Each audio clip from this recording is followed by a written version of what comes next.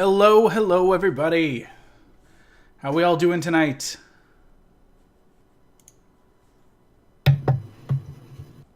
Don't all talk at once. How we all doing tonight? Good. Awesome. Wasn't sure if you were talking to us or stream. So. Everybody. I am talking to everybody. I have to get the music back up here, and then we are all set to go. How was our weeks? Oh, just waiting for this. Mostly. Where are we here? We are going to play this one. Fantastic. Awesome. So we're back for another chapter. Chapter 2. We have nobody in stream watching right now, so it is just us. Although this will all be captured for the VODs later. Awesome. Well, we had a few views from last week. I had a lot of feedback personally, people that watched the show and enjoyed it. Consensus is that I am the worst bard ever. Super excited. And we have some pretty badass crazy people in our party, which is super awesome. Especially with all of the squishy masses of stuff that was around. So that was awesome. All right. So I think we're just working out the last minute audio. Do we have that all sorted? My audio is sorted, so I'm good. Oh, it's like Carlos and Becker are fixing theirs. They're just fixing theirs. I know that Travis will be with us imminently. Yep. Which is great. Fantastic. You guys are all hardwired in this week. I'm excited. We actually got new routers, so. Oh, Yeah. Even better.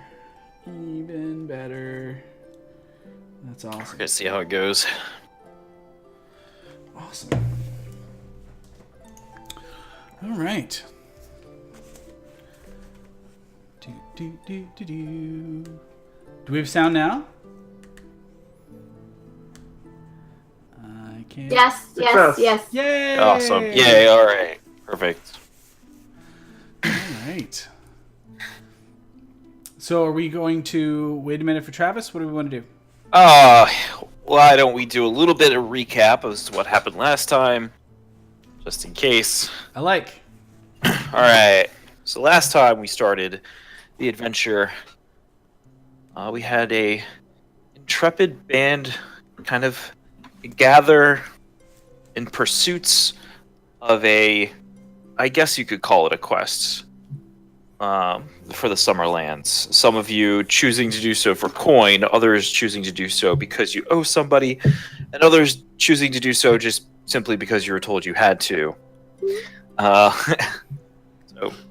You spent the night in New Varnhold, carousing a little bit, seeing what the town had to offer before having to leave the next day. Got yourselves into not really trouble, but some interesting situations. Drank a little bit, danced a little bit. Went your separate ways for the evening. Met back up the next morning to get on the road. And lo and behold, along the road, stopped for your first evening of rest. And were attacked by what appeared to be some highwaymen during the course of the night. That were handled with relative ease by Emrys, Tahani, and Willick.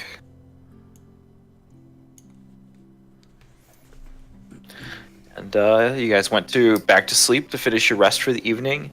Woke up in the morning, found that the messes of the highwaymen were still where you left them, and started packing up to get headed on for the day. Were we ever given permission to leave town? I was. Yep. Okay.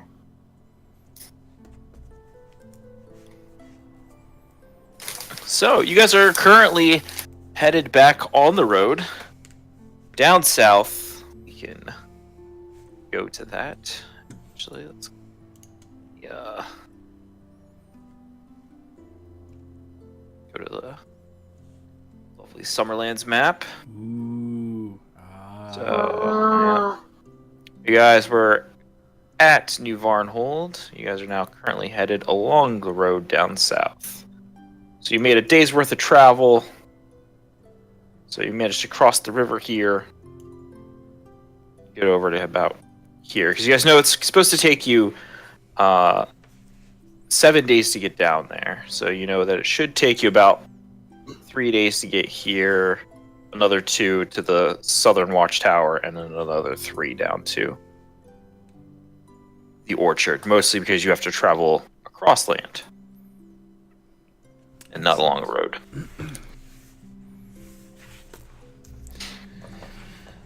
All right. So you've made it through your first day of travel.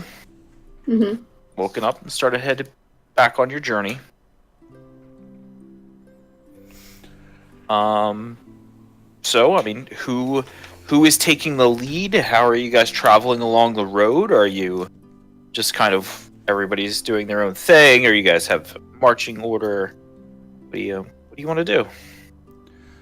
Well, I feel like I don't seem to ever get lost. So I think I will happily take the lead, and I'm not bad at finding my way, if that works for you. sounds good to me. I'm sure Navi has a captive audience trying to teach me all about card games and dice games. I will go on for more than you will let me. Okay. Emrys, what are you up to? Are you I guess I'll take up the rear. take up the rear guard? All right. Willick kind of meandering in the middle as you guys head your way south along the road. Similar to yesterday, every once in a while you'll come across this, traveler, somebody who's late getting their harvest up north to try and get it on the way to Brevoy. Guys, somebody, we'll go with, well, you're in the lead. So, Rowan, you can make the diplomacy checks. Just a single diplomacy check with 1.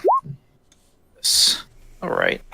Reasonable enough. You get some news from down south. Nothing specific about the orchard that you can hear or find out anything about. Just that the season it's been on you. The Summerlands are normally warmer than you would expect, but even this season, because you guys are moving into fall, even this season seems to be even more warm than what they would have expected. Summer's lasting just a tad bit longer. All right. No complaints. I like the warm weather. Me too. Does it ever snow here in the Summerlands, Tahani? Would I know? I would know that. Yeah, you would know that. It does closer to the mountains. As you get up into the mountains, it can snow during the winter. But typically during the winter in the grasslands and the forests and the hills and stuff, there might be it might snow, but it doesn't really stick. And if it snows and sticks, it's maybe like a dusting, nothing major. I guess they call them the Summerlands for a reason. Yep, if there's any snow, it's pretty much to look pretty for a day or so. All right.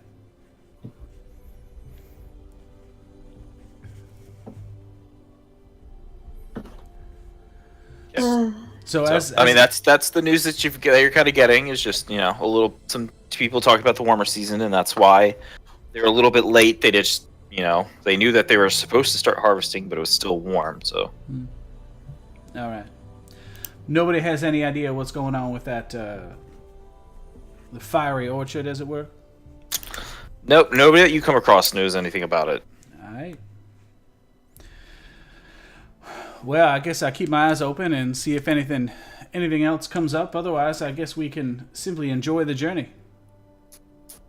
Okay.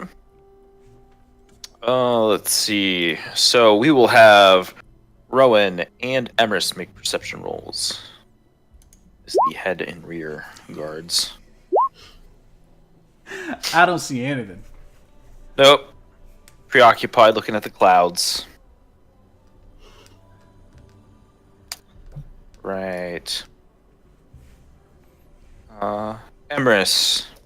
Yes. Okay, as you guys are traveling south along the road, this area is very hilly. Like, you know, you guys are traveling through hills, up and around and down. You notice that there appears to be movement every so often. You think you catch a glimpse of movement on a distant hilltop to the west. And then it's really fast, and then it's gone again. And then it's gone for, 20, 30 minutes, and then you think you might have seen something again. Okay. I'm gonna keep that to myself for now. Okay.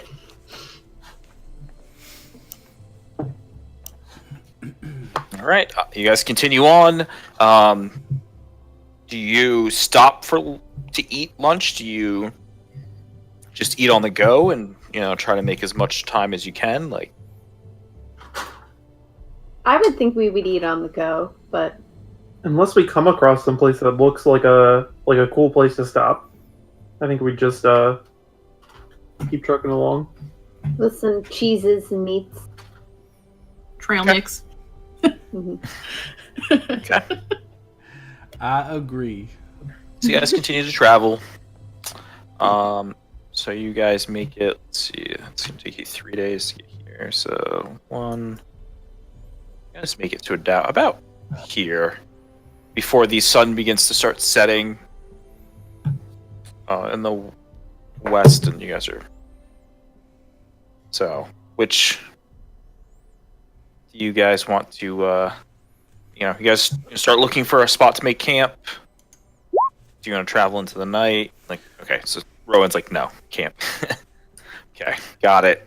All right, a 15. You mean you find a reasonable spot to make camp, something that'll keep you mostly covered from the elements, partially covered from the road.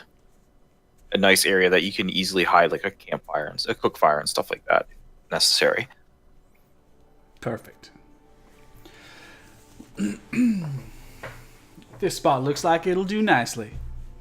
Okay. I start setting up the tents and Yep. Okay. Willick will go about helping you set up and stuff like that. Who wants to be in charge of cooking? If you guys are actually going to be cooking anything, I don't know if. I don't cook well. I don't cook that well. I suppose I could give it a try. I mean, I have definitely been. I can take a stab at it. I mean, you guys don't have to cook. You can just continue to eat like your jerky and hardtack and. What do we have like to available to cook? It does not appear to be much of a forest around here.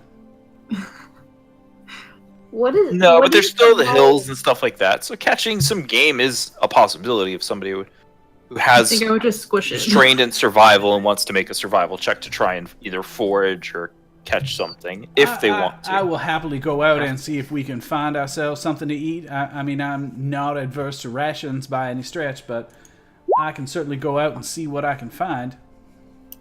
Hey, What do you have to roll for cooking? I mean, cooking's actually under survival also. So, Oh, Oh, what is mine? I'm just gonna roll. so it this and is see just what all happens. we're gonna include all the process under the one rule. Then Emrys tries to help you out a little bit. You're like, maybe I shouldn't do that, but okay. Yeah. So I mean, you go out in the hill. You stay relatively close, but you go out in the hills. managed to catch some, some large sort of like groundhog-like creatures. That type of thing. Round up a few of them, bring them back to camp. They look edible. Fresh groundhog, my favorite. We can certainly try these out. I certainly couldn't hit any of those bandits last night with my arrows, but these rodents were no match for me. I can tell you that much. I'll start butchering them and preparing the meal. Okay. All right. So you guys get it cooked. It's fine. It's maybe a little greasy and a little stringy, but it's serviceable. It's something hot to eat as opposed to just eating trail rations and stuff along the way. All right. Okay. So the sun sets. Are we doing the same watch order as before? Are we? Yes. Okay. I will always take first or last. Never in the middle. I need my beauty sleep, you see.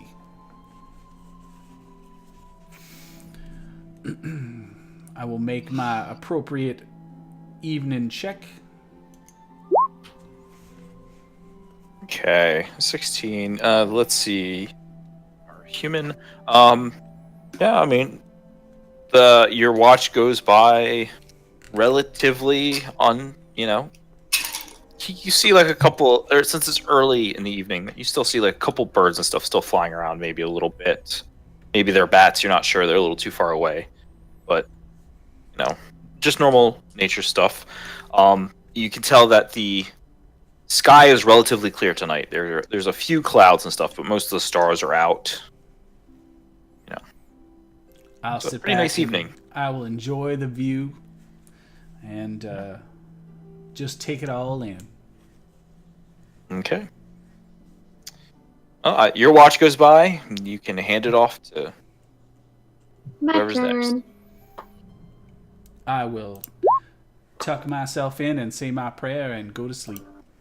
All right. Tahani. See which.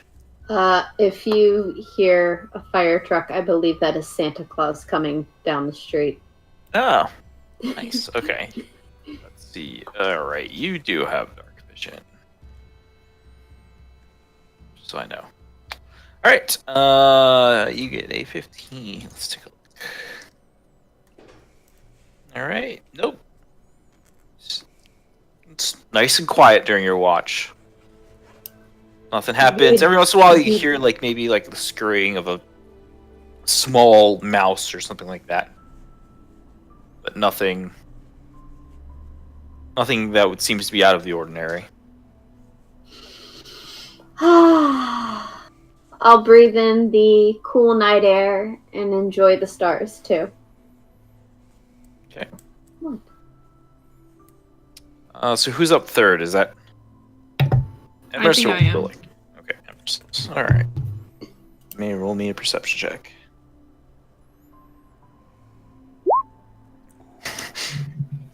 All right, Emerus. See all.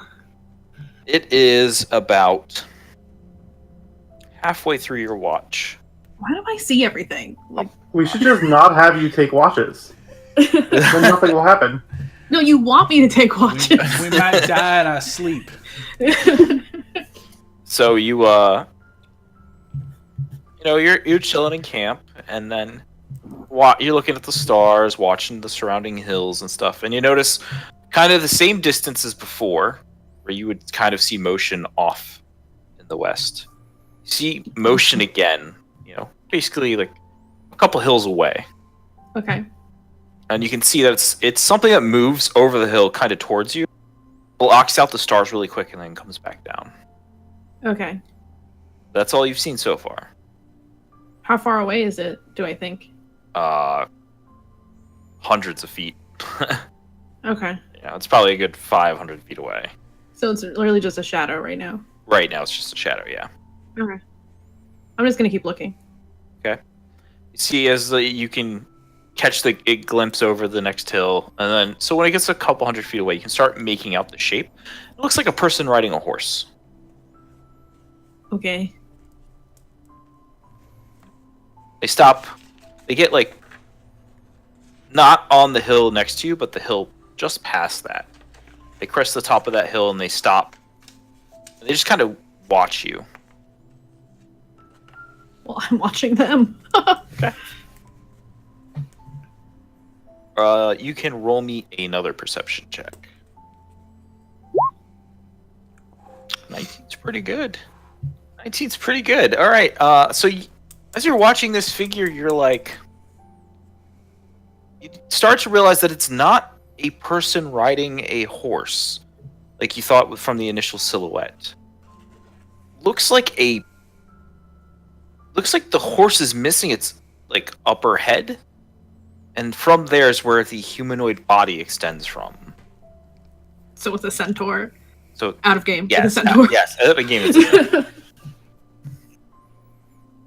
Do I know that, or do I just kind of be like, oh, that's like a horse person? you have no idea, Awesome. but it's just kind of watching, not really doing anything. That's weird. Okay. What? It hasn't attacked? It's just watching us? So you wait. You continue into your watch, and about an hour goes by with it kind of just watch. The rest of the hour goes by with it watching, and then it turns and goes back over the hill, the way that it came from. Okay.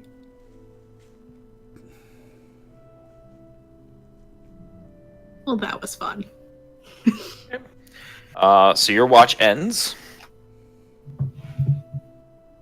So last watch, I believe, is Willick. Then, is that correct? If he's ready. Or, do you want to take watch? I can take a watch. Okay. Yeah, Willick.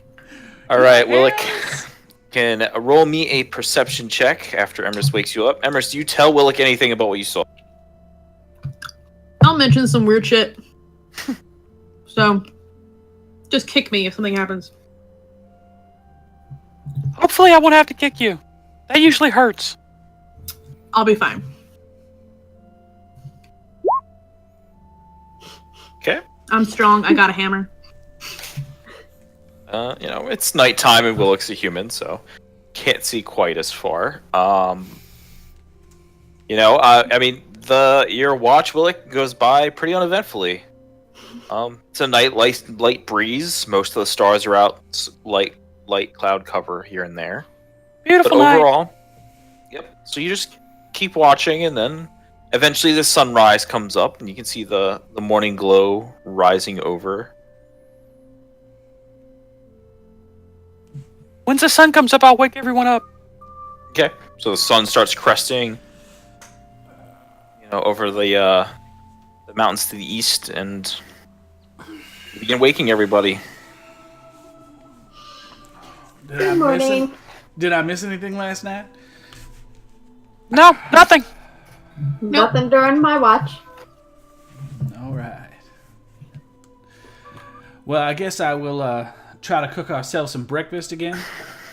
Since we had Okay. such a good meal last night, I will go out and look for some more potentially of that particular ground rodent. Hey, Or better. you seem to have located where there's a couple large nests of them. Fantastic. Awesome. Groundhog. I will skewer them all on arrows, and I will bring them back. And I will throw a tidy some of them at Willick's feet, and I will say, "Here you go, you growing boy," and we'll get to the breakfast cooking.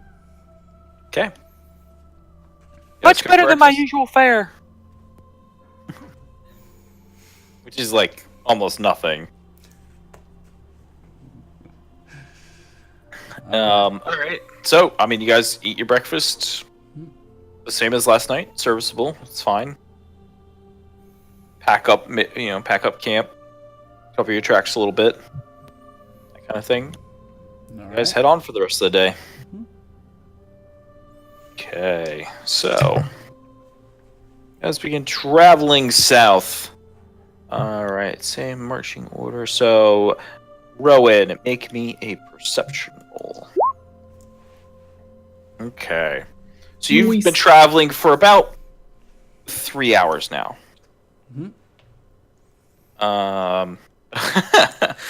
So you've been traveling for about 3 hours. You guys come over the crest of the hill, and then you notice ahead of you to the south, you can see it rising slightly over the tops of the hills that you still have to go. You see something like a stone structure off in the distance. Can I tell anything about it? What's the general shape of it? Well, you can tell that if you can see it from where you're at currently, it's tall, whatever it is. And this is you said this is along the road down the way. Yeah, it looks like it's on the path of the road that you're following. So that very well might be the first tower that we're heading towards, huh? Yep. If you can see where you're like judging distances and all like that, you're like, yeah, it's gonna. If you can see it from where you're at, A, it's very big. B, it's probably about 5 to more than that. Yeah. So you'll get there probably around when you would normally stop the evening. All right. Which marks it as kind of that tower point. You know that there's a tower out here. There's some sort of watchtower. I will point out the tower to everyone else and say, "Looks like we're getting closer." Ooh. It's great news. Awesome. Let's see.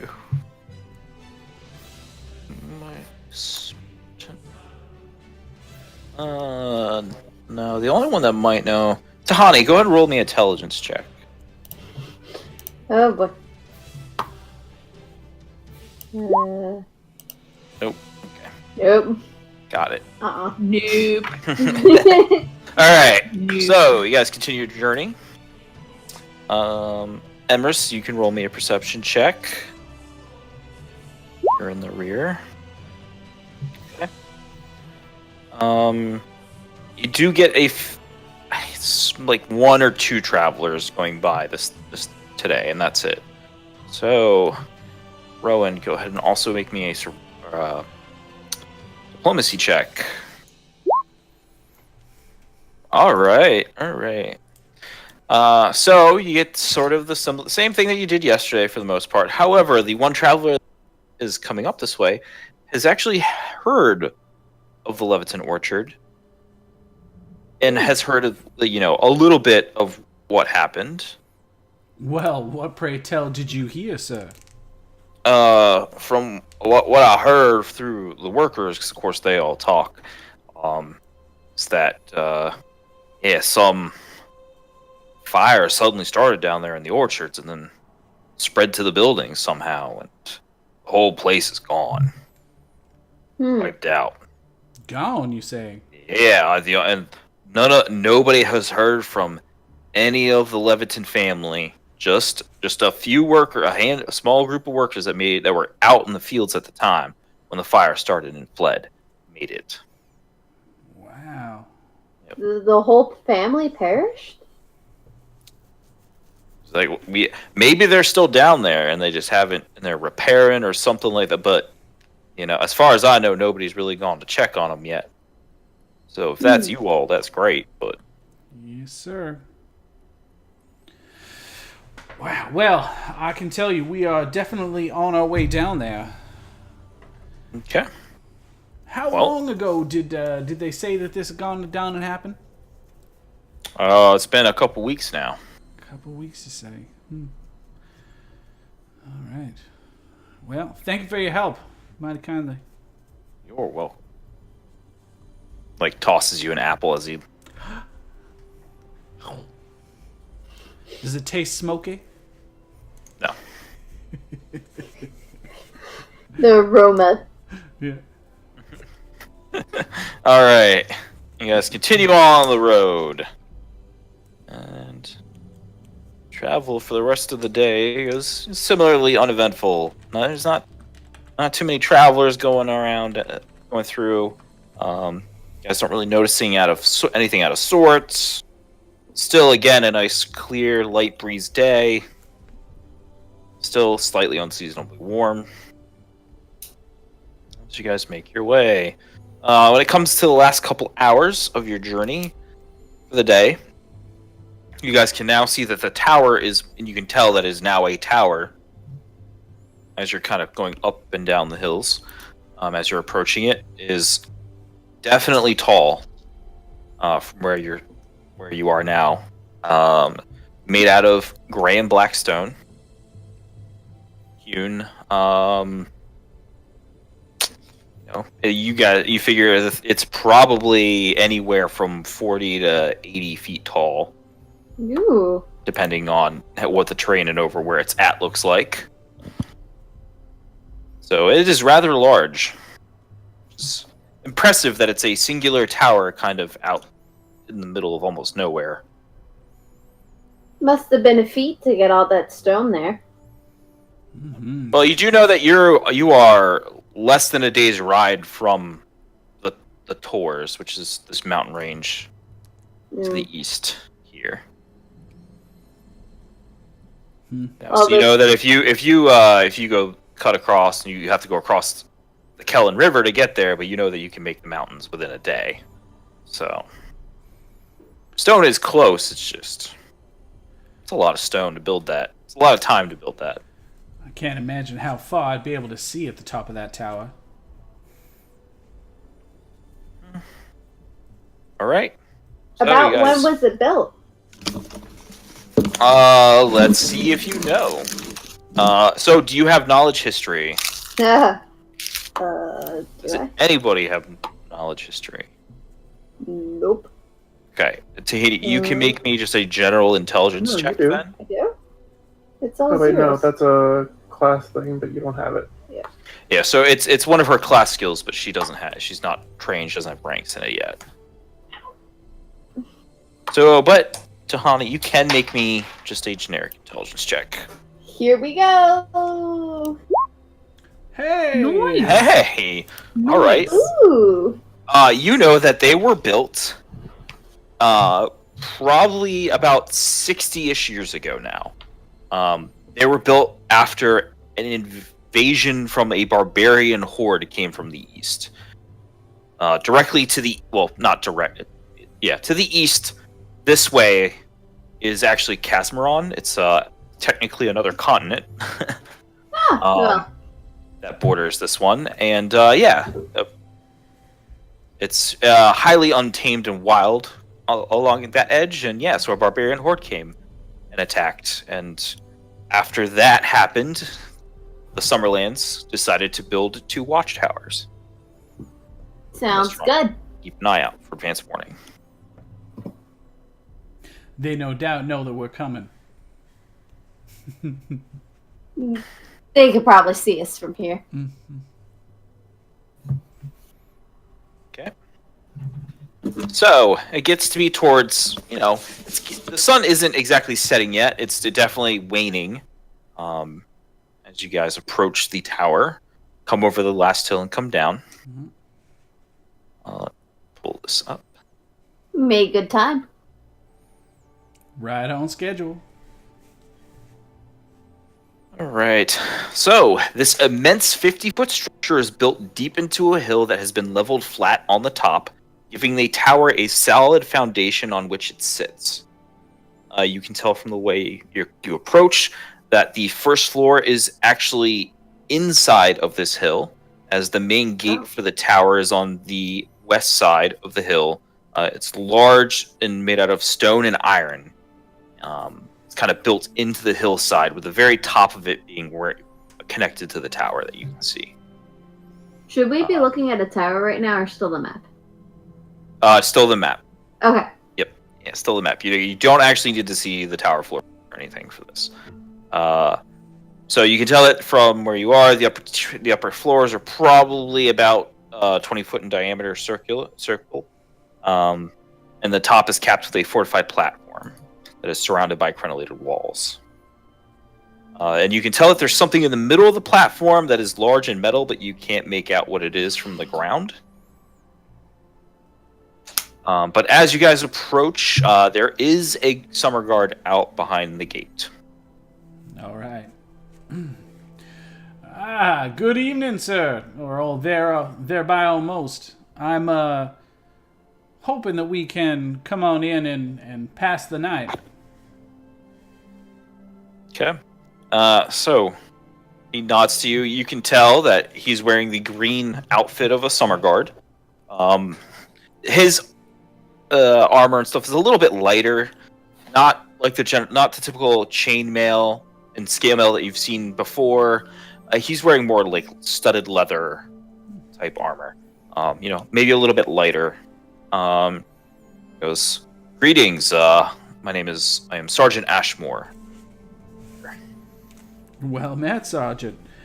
I am Rowan Durant, and I of course have my friends here. We're on our way down to the orchard, down to Leviton. We were of course sent by, I believe, our common friend Sergeant Phila. Goes, yes, Phila did mention his last time through that they may be sending somebody down. I'm glad they finally sent somebody. It's been long enough. Well, here we are. Well, please come in. You're more than welcome to share our evening meal with us, and stay in the protection of the tower. Much obliged. So Thank you. he knocks on the giant iron door, and then it slowly opens from the inside. Did he knock in a particular candor, or was it just? No, he just knocked. Yeah, just a standard knock. Alright, so the doors swing open, and you can see that the inside base of this tower is broken up into what looks to be like two rooms. The room that it opens up into, small, with another iron gate behind it, like almost like a portcullis. But instead of going upwards, it actually slides to the left. And that lets you into the next area, which appears to be just kind of a general armory staging ground type thing with a set of stairs that leads up. Behind the door is a human female wearing a summer guard uniform. She nods at you as you guys all enter. Good day. Welcome, travelers. Where should we be tying our horses and such? He's like, well, the horses will keep inside, just down here in the staging area. Leads you guys off to the left. Leave your horses off a small area. You can tell that there's hoof prints and stuff like that on the wooden planks of the floor. The wooden planks down here are very large, and in the sections looks like they're meant to be replaced if necessary. They're not like bolted into the ground or anything. They're just kind of sitting on the earthen floor. Yep. So he leads you over. There's some rings on the wall that you can kind of just tie the reins to, so the horses don't go anywhere. He gives you guys time to give your horses feed and all like that.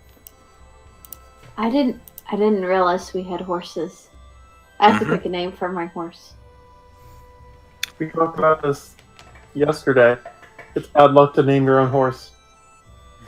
So I can name your horse? Yeah. Oh, okay. Okay. So Sergeant Ashmore waits for you guys to finish kind of setting your things down and all like that, and it's like, okay.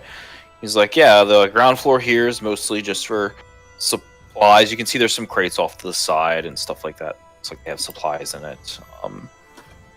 So like, yeah, this is mostly where we just keep supplies and stuff. For the evening, we allow travelers and stuff to sleep down here.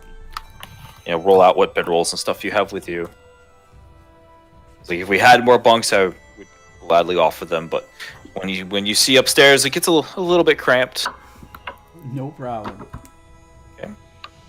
Much appreciated. He's like, yeah, but we are preparing supper as we speak, so follow me and you can meet the rest of the crew. That is, he indicates female summer guard that's at the door. He's like, that's Sarah. Nod. She's Hello. stern. She gives like just a nod. He's like, yeah, upstairs are our fellows. He walks up the stairs, leading you to the first floor, which appears to be sort of a general common area. You do notice that as you go up the stairs, the wall to your left, the outside wall, has interesting pieces of stone in it that are different colors than the rest. Like the rest of the stone on the inside is mostly like dark gray. And then there's some stones every so often that are flat out just solid white. In any particular pattern? It looks like there's one of these stones every like 2.5, 3 feet going up. But it follows the stairs almost perfectly up in this pattern going up along the wall. I'd like to point it out and make mention of it and say, this seems strange. I've never seen this before in my travels. What, does he serve a purpose?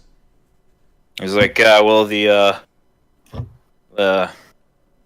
person who designed this tower a long time ago installed some interesting defenses, shall we say. If we ever need to, we can quickly destroy this wall so it collapses and covers the stairs so nobody can come up or go down. Very interesting. Yeah. I'm going to say that prior to them commenting, I was like about to touch a stone, and as soon as they said that it was going to collapse, I was like, no. Not doing that. Or not. All right, so he leads you onto the first floor. Like I said, it's large and open. Looks like it's both mess hall and kitchen, all in one. It's a 20-foot diameter room. There's a large table with a bunch of chairs in the center, and this is where there is another summer guard here. He is currently not wearing his armor. He's just wearing. You can just tell he's a summer guard by the colors, by the green colors he's wearing. But he is actually a male halfling. So he goes, as you guys come up, he's like, the travelers we saw earlier today. Wonderful, you made it. You saw us, did you? Of course, we see. We knew you were coming yesterday. I can only imagine how amazing the view would be from up there. Is there any chance we'd be able to sneak a peek by some point before we leave? He looks over at the sergeant, and the sergeant's just like, I don't have a problem with it. Philip trusts you enough to do this for him. You can go to the top and take a look.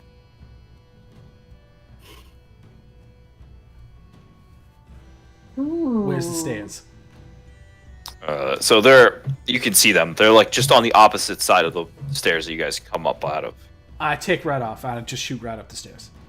Okay. I follow. Okay. I will try to keep up. P3! Okay. Emrys, are you going with them, or are you just kind of sitting here? I'll go. Okay. So the halfling follows you guys up, and he's like, "Don't worry, Sergeant. I'll make sure they behave." And he goes, follows everybody up. So you guys go. So the third floor looks like it's the living quarters. There is a large open room that has a couple bunks in it, and you can tell there's a door to what appears to be probably a smaller room leads off it, most likely Sergeant's quarters. Then you guys go to the fourth floor. When you guys get onto the fourth floor, it's where you see that there's some barrels of arrows, bows, munitions, weapons, armor. Looks this floor is essentially their armory. Mm-hmm. And then you guys get to the top floor, which is where the platform is with the crenellations around it. You guys get up there, and there is a male elf wearing green robes. Appears to be looking through a very large object on the top of the building. So... Is he attractive? Jesus. Jason, he's an elf. Yeah, I should know. I should know better, right? I should just know if he's Roll for sexiness. Basically. He's okay. He's not unattractive, but he's not exactly attractive either. Okay. Next. Angular feature's not really doing it for you this time. Thank you, next. Okay. So the halfling kind of brushes past everybody, and he's just like, this here's a Timorellian. Elf breaks away. Timorellian. He breaks away his gaze from the object and looks at you. So what you guys are seeing before you is in the center of the platform, raised up on another platform about 3 feet, is a large brass ring that is 3 feet in diameter. Set into the center is a solid piece of glass. Etched along the brass ring is all sorts of symbols. Ooh. Wow. That is quite the contraption. Timorellian, what are we looking at? He's like, oh, this is the view glass. The view glass? It's like, yeah. It's like, oh, I mean, Tiz, Ashmore know they come up here? Tiz is like, yeah, Ashmore notices everything. Yeah, that he knows. So Timberlian's like, yeah, go. I mean, there's not too much room up here, so if you want to take a look one at a time. Well, I turn around and I will look and I will say, well, ladies first, if you're so inclined. Sure, I'll go and look at it. Okay. So you climb up next to the elf, and he puts his hand on the side of this object and then starts turning it. So it obviously swivels like 360 degrees completely around. It also tilts back and forth. So he mutters a few phrases underneath his breath that you guys don't catch or understand any piece of. And then Emerus, you can see the glass in front of you start swirling. And then a few seconds later, the image of what he has the glass pointed at appears in the glass. Magnified by a lot. Cool. So he takes it and he spins it back towards the road from which you guys came. And then starts turning it and moving it a little bit. And he goes, yeah, right about there. Does that look familiar to you? You can make a survival check.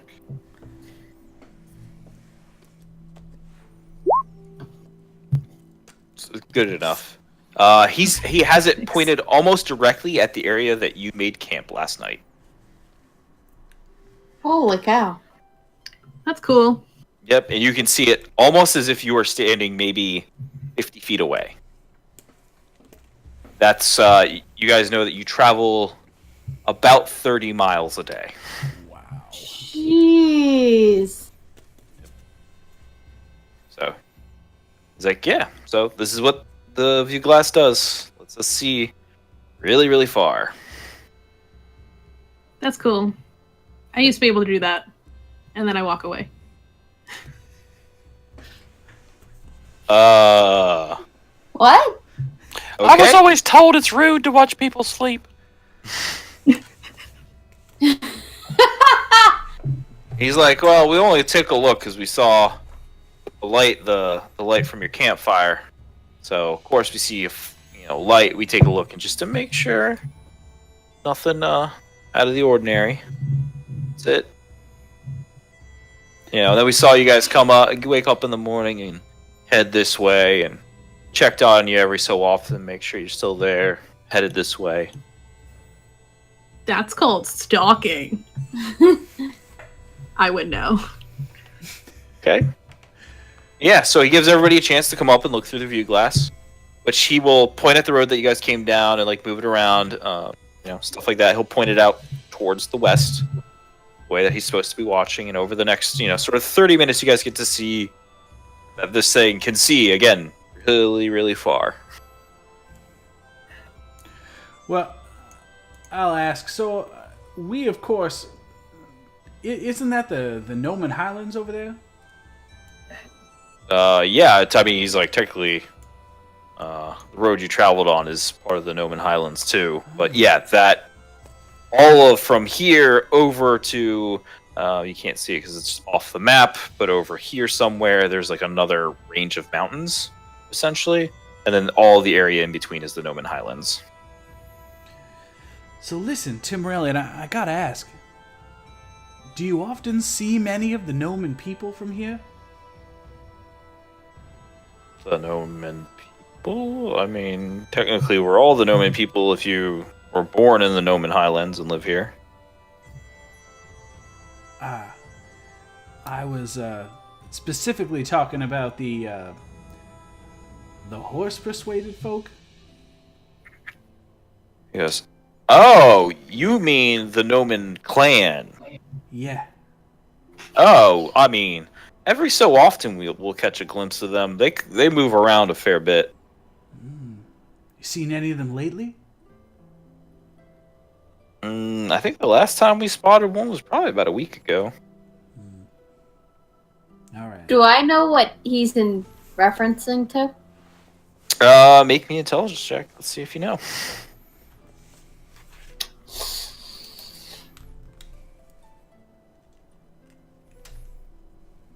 13. You know, it's generally known throughout the Empire, or throughout the Summerlands, that over in the Noman Highlands there is a tribe of centaurs that lives and has lived for a very long time that's loosely allied with the Summerlands. I asked just because, you see, I would love, I would love to meet them someday. You know, I've heard all sorts of stories about them, and I would just love to go and see how they live and see what they're like. I just find the whole thing fascinating. Like, as far as I know, they haven't really made too much direct contact over the last, I don't know, decade, maybe more. Is that all? Wait, what do they look like? They kind of just do their thing. What? What do they look like? Looks body of a horse, except instead of where you take from the horse's shoulder on up and you put the torso of a man, and that's a centaur. Oh, I saw one of those. You what? When? The other, like a few nights ago. Last Wait, night. what? You didn't mention it? I didn't think it really mattered. Huh. She mentioned it to Willick. Well, I'll tell you what. Next time you see them, you let me know. Okay. All right. He All stared right. at us for a long time. Well, You saw one? It was like Yes. interesting. Normally they don't come this far east. They tend to stay away from our civilizations for the. Oh, he was there for a long time in the middle of the night. He's like, may have just been a scout or something. They may have been looking to maybe fish along the river, the Kellen River. Sometimes we have heard of them doing that. So Sure. Yeah. interesting. Okay. I kind of whisper to Rowan. Is it odd that so many different people are staring at us as we sleep?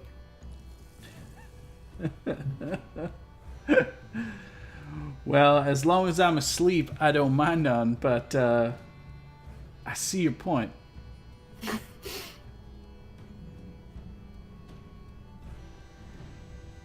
it starts getting too dark, basically, to use for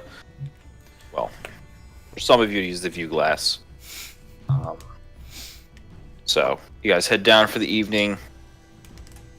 Go back. Oh. You guys descend, and as you descend through their living quarters, you can get the smell of food kind of wafting up. Hmm. So you guys come into the kitchen living area. Maybe after dinner you can teach us one of your dice games. I would love to play dice games. You know, I I fashion myself quite lucky. I might actually be able to give that a go with you this evening. I would enjoy that. That would I'm be not very good at dice fantastic. Don't worry about it. I would be happy to teach you. You guys get It's a lot of fun. Tiz hears the halfling hears your conversation. It's just like, Dice games, you say? I might be willing to participate in that. Well, all right. Well, let's have ourselves a nice, good old meal, and then we'll throw the rest of the evening away. Okay. So they are cooking. I mean, it's just a sort of simple stew, but it's very good. You know, it's got a lot of, root vegetables and stuff in it. Actually has beef in it. Gives you some. Yeah, it's pretty good for considering it's being cooked by guards. Some of the finest food I've ever had. You don't get it much. Yeah, well, he sure eats his share. I don't try to eat it through my nose this time, though. Okay. I don't want another bucket. Mighty wise. None of us want another bucket. Right. Nope. Sergeant also breaks out a small sort of cask of ale that he had squirreled away, apparently. Because when he breaks it out, like, you see the other guard's eyes kind of light up, like, where'd that come from? He cracks it open, pours you guys some ale. Thank you. Yep. It's a little bit light, but, it's a little lighter ale, but it's pretty good. Still good. Nice and refreshing after 3 days on the road. Yep. Pours you some ale. Yep. Here as well. If you guys are continuing south, you got about 2 days travel to get to the South Tower. All right. Raspin, so lay down the rules of one of these here dice games. Tiz, I don't know if you have any different games down here, but the one they taught me back in New Varnholt was Six Sons.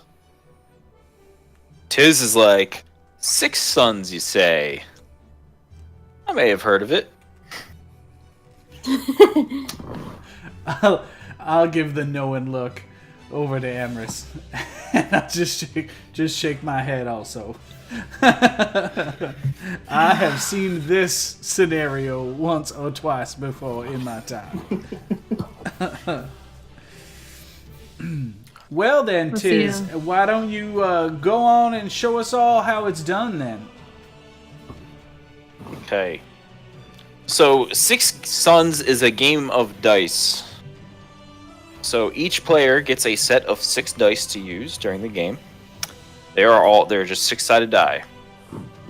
So there are 3 rounds to the game. So there's the initial ante that you put into an agreed upon amount, put into the pot to begin with. Then you secretly roll your 3d6, your first 3 6-sided dice, and you keep them hidden from all the other players. And then from there, whoever's turn it was to bid first, last game, will then make the first either bid. Anybody at that point can either be like, "No, I'm out," or you can choose to stay in and, raise or call or raise the bid up if you want to for the next person to throw in the pot, that kind of thing. So you bid. Everybody kind of throws in some more money to stay into the game. Then you get to roll your next 2 6-siders and try to figure out what you're doing. But the game is won by collecting the most dice of one specific number. And then it's the So- highest and then- of those in a tie wins. Yep. So if you both have, say there's 2 people at the end of the game that have 3 each of their number, whoever has the higher number wins. And then, if that is still tied, like they both just have the same number, then it comes down to a roll-off, where each person then rolls another 6-sided die, and the first person who's able to add to their numbers wins. All right. Do 2 groupings count? If I get 2 pair, for example. Nope. It is just if you get 2 groupings and they're even, you just automatically use the higher number. All right. So the first 3 dice are private, and then They're all private. they're the whole all game private. long. Wow. All right. All hidden information. All right. This sounds extremely complicated. I'm gonna sit out. Yep, you have to count higher than 3.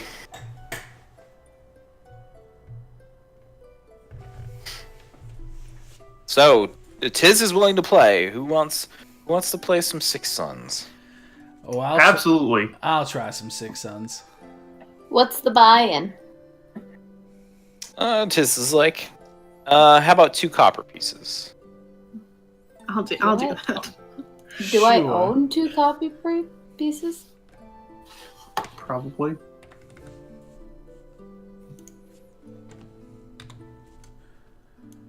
I'm in for 2 copper. Even if you don't have it, I'll cover you. It's fine. Okay. You're good. I will play. Okay, so there's Tiz, Tahani, Rowan, Emrys, and Raspin all playing. Okay. So, how we're going to do this is Scott already did it. Scott, can you see the dice that you rolled? I can. Okay, perfect. So, to do this, what you guys are going to have to do is, since it's not like when I did it with Raspin the other day, where it was just each of us doing it, you guys will have to type into chat without the thing. You don't need to type. If you click on the 20-sided die in the left-hand toolbar, you can see I that see there's it. a GM corner. You make sure you highlight that, and then you can roll simply along the matrix. You roll your D6 column, and you click the 3, and it will Yep, roll and it'll your send- D6. Yep, it'll show it to you and it'll show it to me. All right, It's like Jason, we'll click on do the G. mine first, and then Okay.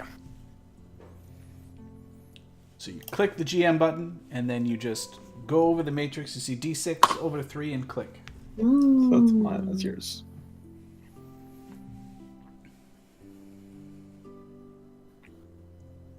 You see where he's talking about?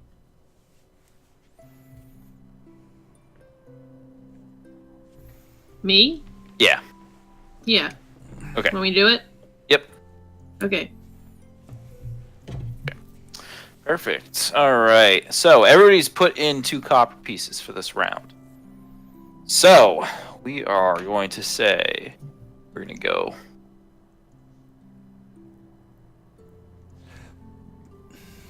This will make it slightly easier. Take you guys and put you guys into a circle. All right, that's good enough for the purpose of this. The halfling will be where Willick is standing. So we're gonna go clockwise around the circle. Starting bids. So Tiz is gonna go first. So he is gonna bid 3 more copper.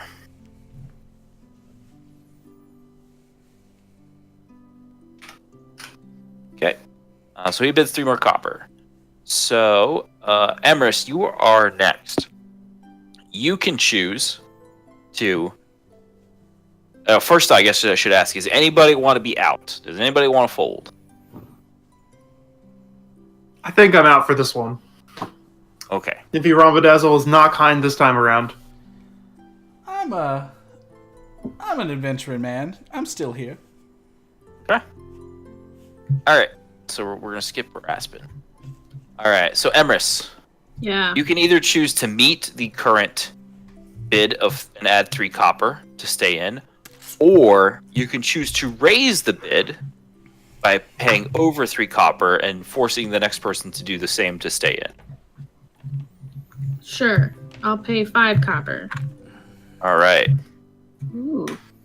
So she has raised. All right, Rowan. It is now 5 copper to stay in. I will see that 5 copper. Thank you. Okay. Tahani. You're the last, so Would you like to just meet the 5 copper? I will meet the 5 copper. Okay. So that is what we're at so far. So now what you guys will do? No, Tiz needs to decide if he wants to meet that 5. He bet 3. Yeah, that's the key to betting first, is that you get to spend less. That What? seems like an odd rule. Very well. Yep. It's the call. Nope. Not in this game. Rude. Yeah, you only have to bid once per round. So you can just choose to be like, if you're early on, you can choose to try and screw everybody else.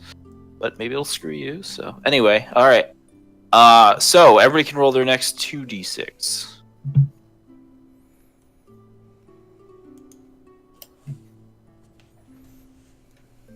Hmm.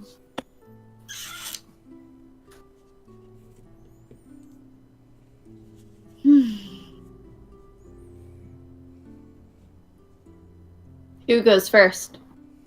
I'm just waiting. Okay, there we go. Got them all. So he went first this past time, so now he has to go last. So it will be Emrys that gets starting bid. Okay. I'll bid 3 copper. Or you can fold and get out if you don't want to. No. Okay, 3. 3, huh? Yep. Well, with a roll like that, I think I could probably go up to a healthy 13. You're at 13 copper? Okay. Yes, sir. Wow. Tahani. So it's been raised to 13 copper. I'm out, my friends. Tahani folds. Tiz looks at you. Looks at his dice. Looks at you and is just like,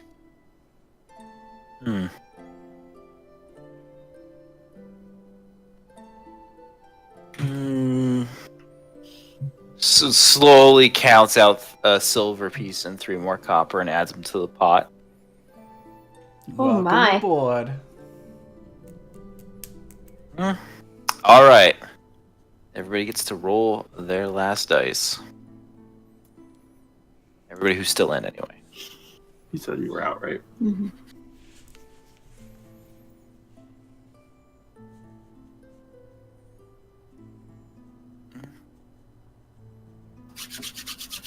All right. So this is now where we kind of everybody gets to reveal their hand. We get to see who wins.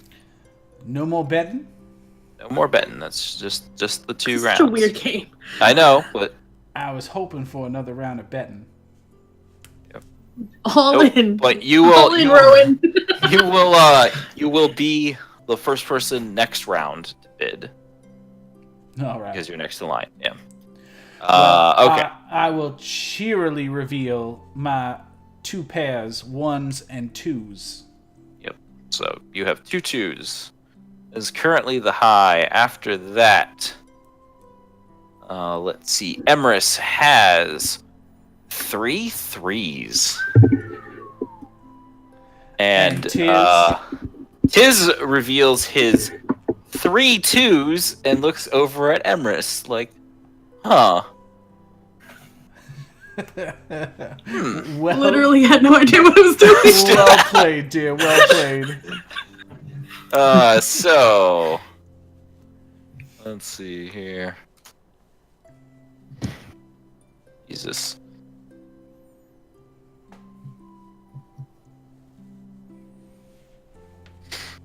Let's see. That's 20, 30. 40. So you get 5 silver, 9 copper. Cool. This seems like a good way for us to lose all our money. Oh, my darling, we're just getting started.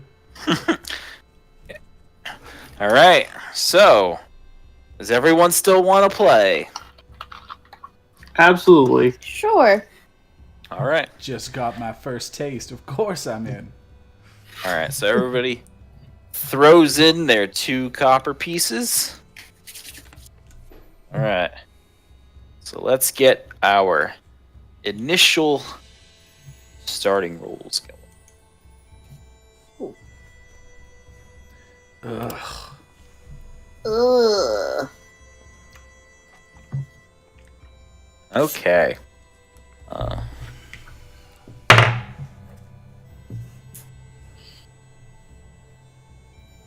Let's see here. Is anybody out? I am out, my friends. Okay. Everybody else is staying in. Rowan, you are leading off the bids. I will knock on the table with a check. Yep. So you're just not adding anything? Yep. So 0. Is all right. Raspin. 5 copper. Oh. Okay, up to 5. Tiz looks at you. Tosses in his 5 copper. Emrys, you're last. Would you like to toss in 5? I'll call. Toss in 5. Okay. So, we are going to roll 2d6 now. Those still in.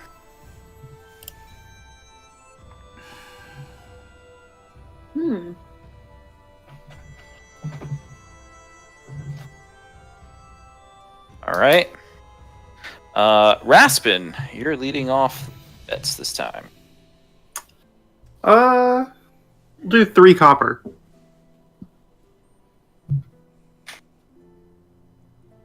Hope I'm in the right window. All right, 3. Tiz will meet your 3. Emrys. I'll call your 3 copper and I'll raise you with And raise how much? silver. 1 silver. So you're going to go 13. Got it. Yeah. Well. I knew I liked you guys. How much is in that pot right now? There is currently 30. So there's currently, let's see, 10, 15, 25, 35. 4 silver and 4 silver, 5 copper. Wow. I guess I am matched. Is that 13? 13 to me? I guess 13 copper. That last roll did improve my hand. I guess I have to stay in for that 13. Okay. So, let's see. Raspin that started us this round, right? Yep. Yep. Okay. So, last dice roll.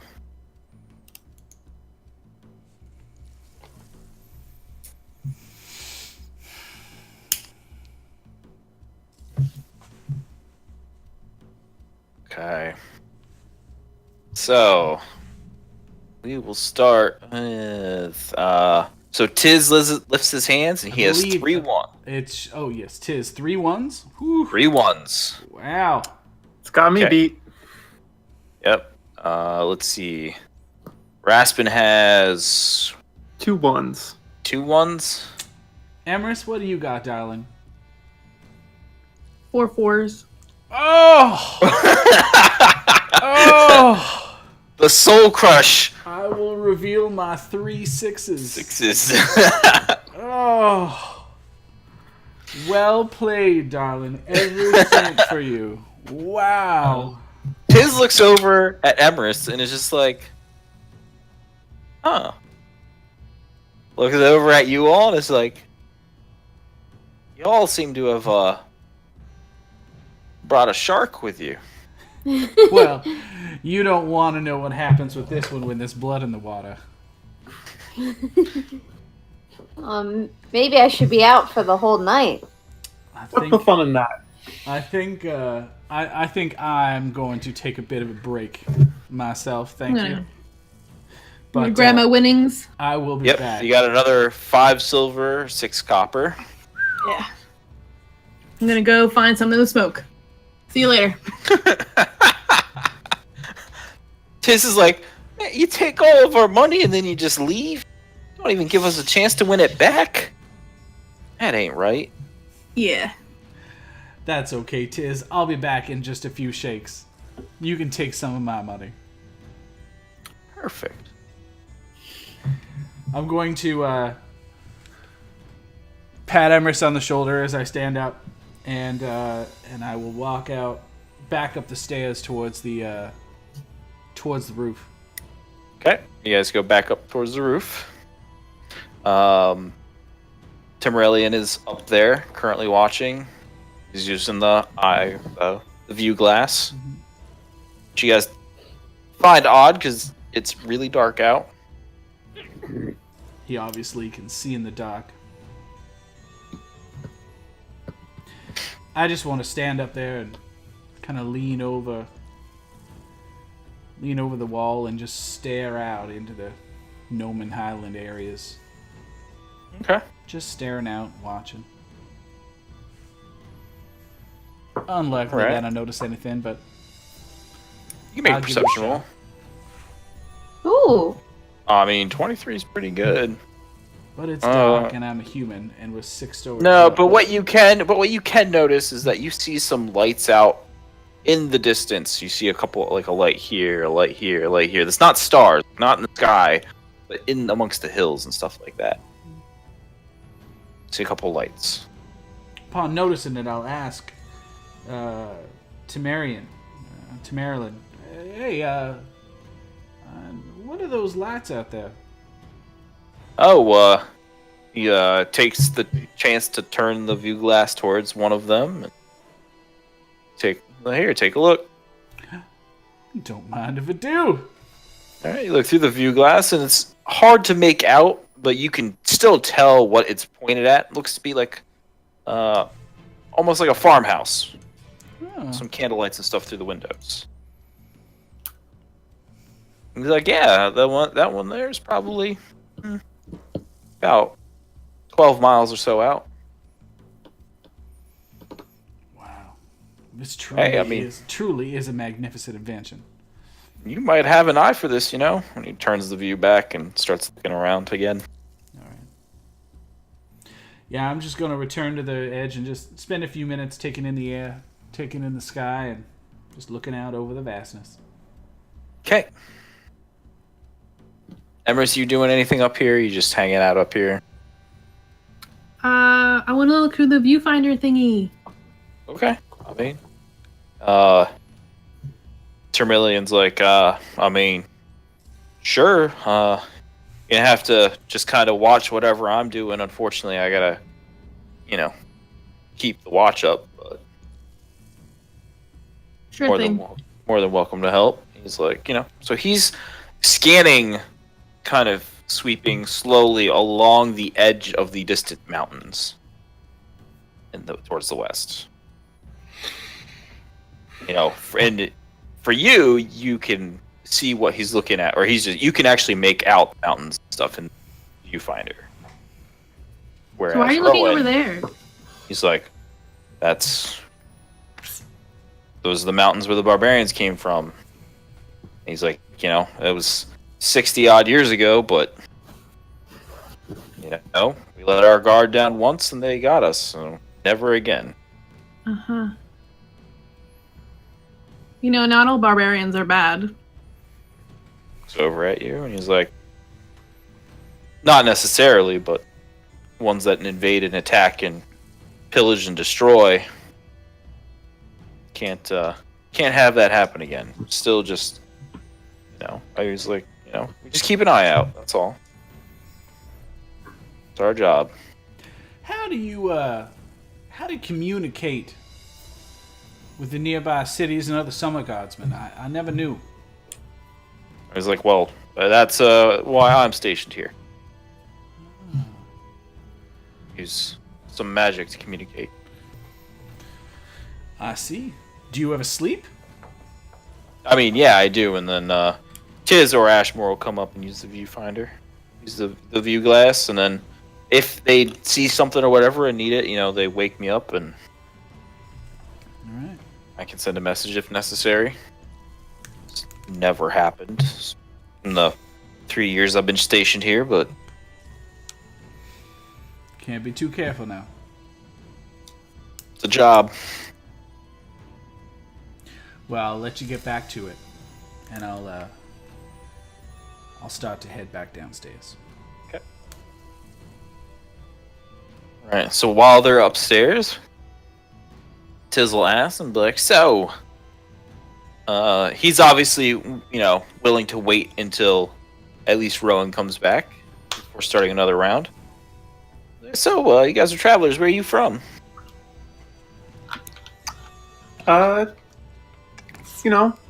Here, there.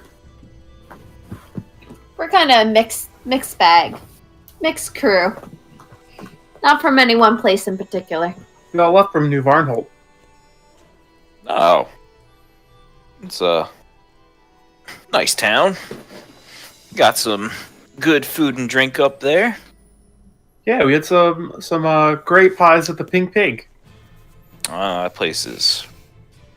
You didn't Yeah. like it? No, I really enjoy going in there. Ah. Our friend tried to take on the pies.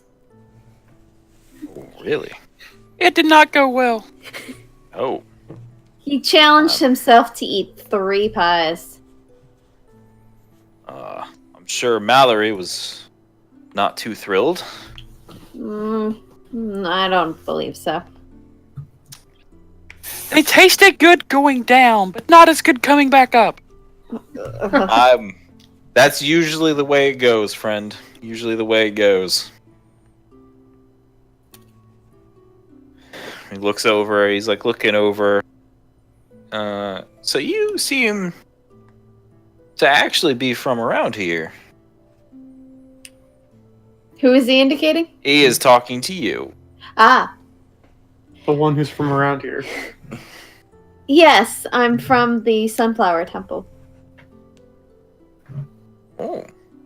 I know that it exists. I've never met any of the students or mistress from there. But it's interesting that you're all the way out here on the fringes. Typically, you guys tend to stay towards the centralized area of the... you guys, for the most part, stay in summer home. Well, I was asked to participate in this particular mission. Oh. Mission, huh? You Mhm. guys looks over at Ashmore Sergeant and is like, so what are you guys doing? Kind of watching to see if Ashmore kind of stops him from asking or anything, but Ashmore doesn't really seem to pay attention. I believe we are investigating one of the fires that took place. Oh, one of the fires. Oh, like one of the... I guess, we have heard about a couple farms burning. And then there's the big orchard down south. I'm guessing that's the one they're sending you to. Yes, I believe so. Yeah. They don't care about a farmer here or there. But a big orchard like that's more cause for concern. It also sounds like the family might have perished, too. Yeah, we haven't heard anything about the Levitts. Everything that we've heard about has all just been workers or, maybe possibly just rumor or whatever. But unfortunately, we're stationed here. Southwatch is stationed at their tower. We do a good job of watching and keeping an eye out, but we don't really have the necessary forces to send somebody all the way down there. Well, hopefully we can go and set things right. That would be that'd be great. Well, what got you to manning this tower? Oh, I've always lived on the fringes myself. you know, joined the Summer Guard a few years ago and got stationed here. I mean, I was out trapping and stuff before, out in the Highlands. You know, it paid okay. Working with the Summer Guard pays better, especially for someone with my skill set. So, you know, that's why they keep me around. And I'm sorry, your skill sets are? Because, well, I mean, like I said, I trapped and tracked before Yes. joining the Summer Guard, so you know I'm good at following not just animals but also people through the wilds. So, What big game have you seen in this area then? large game, you know, every once in a while we get some bison and like buffalo type coming through. Oh my. Mostly it's just field hares, some other rodents. Every once in a while we can find like a turkey or a chicken roam in the wild, but for the most part that's it. You know, it's not too, I mean, the Callid River's not so far away to go and get some fish either, so.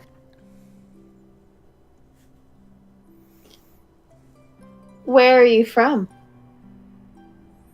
Me? Well, my family owns a very small farm, kind of northwest. Whereabouts northwest? Let's see. The map quick. Wrong map.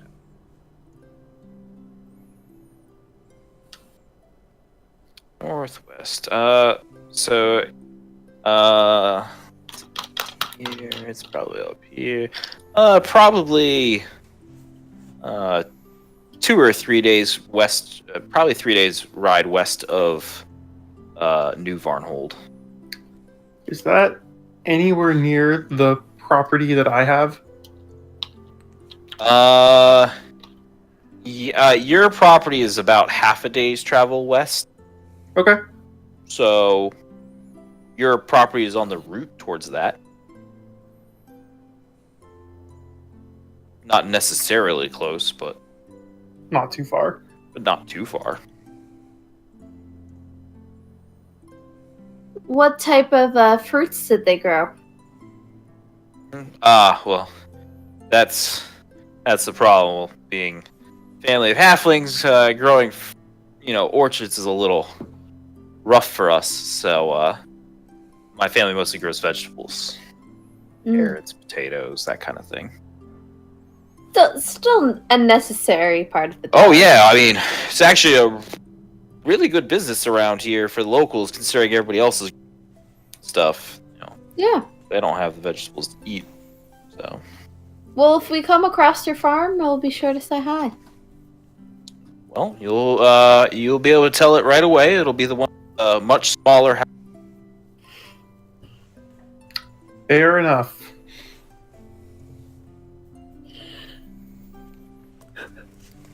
So, Rowan comes back down the stairs. You ready to play another hand? I'm ready to lose some more money. Perfect. All right, so let me get to the right thing. All right, so Emrys, did you go back downstairs? Or are you still upstairs?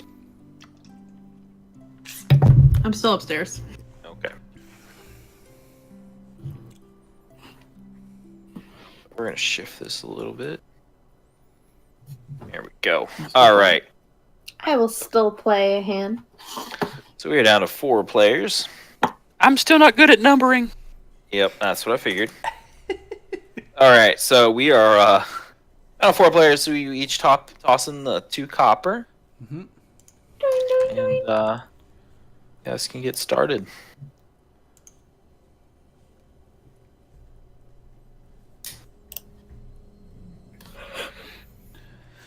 All right, who gets first bet this time? We are gonna give it to the lady. All right. All right, I'll put in 3 copper. All right, so she's got 3. Tiz will toss in 3. I'll see that 3. Okay, Raspin. Why not? We're here to have some fun. Okay.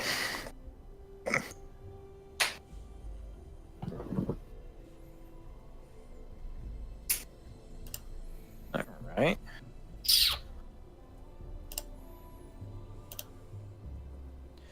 All right, Tiz, what do you say, sir?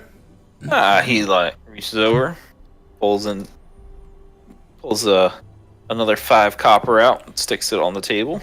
I learned my lesson. That's too rich for my blood, and I'll shift mine out. Okay. Rowan is out.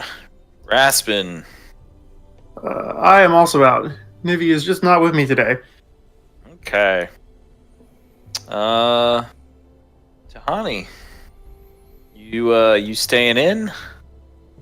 Or are you also gonna fold and just give him the pot? I'll just fold. Okay. So he just reaches over and rakes in the money. Mm.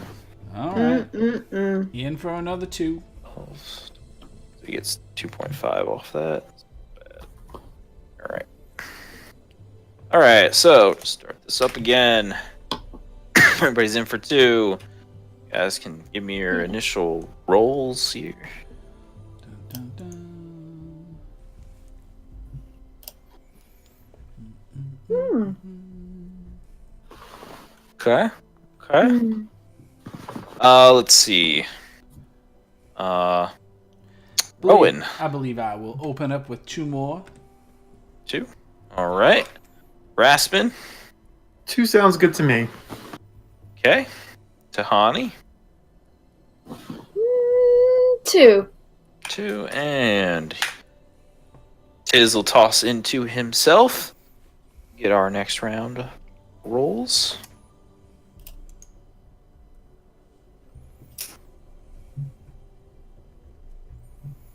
Mm. Okay. Okay. Let's see. Raspin. Let's go with 3. 3. Feels right. Tahani. I'll raise it to 4. Oh. You're learning. Tiz will look at his dice. Look over at Rowan. He'll make it 5. Oh my. All right, I'm in. Alright. Everybody gets their last 6-sided roll.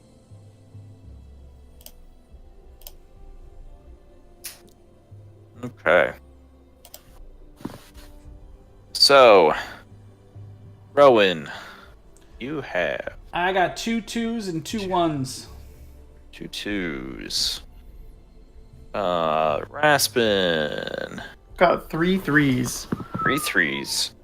Tahani, I have 3 1s and 2 6s. 1s, alright. Wow. And, let's see, he reveals his 3 3s and 2 1s. Ugh. Alright, so we've both got 3 3s. Yep. Yep. So, this gets to be the fun part. To roll another d6. Basically, who can roll a 3 first? So, why do you say we make this a little bit more interesting? Oh. What you thinking? I'll take out the deed. Oh.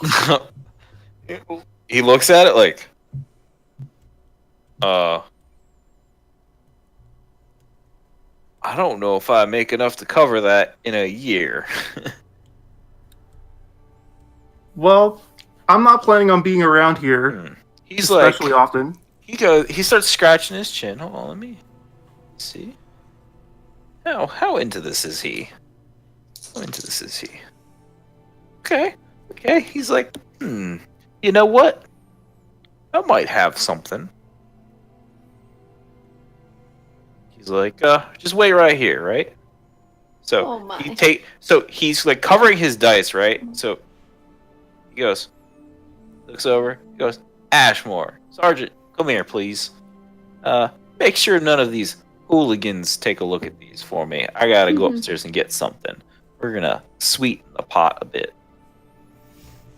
So Ashmore sits down and covers the dice, and he looks at Tiz. And I hope you know what you're doing. Tiz goes upstairs to like the bedroom area. You guys hear something open up and then close, and he comes back down. And Tiz is carrying a short bow. Size for a small creature. He is small. Sets it on the table. What is it?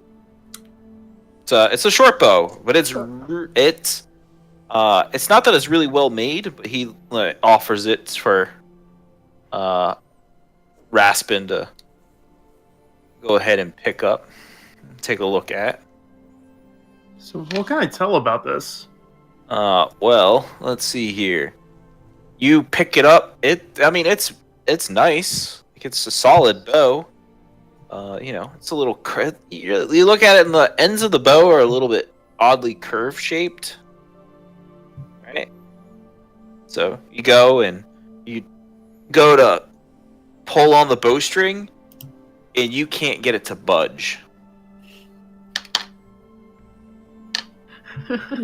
It's quite a draw you got on this. Thank you. Because they don't call me Whistlebow for nothing. Oh.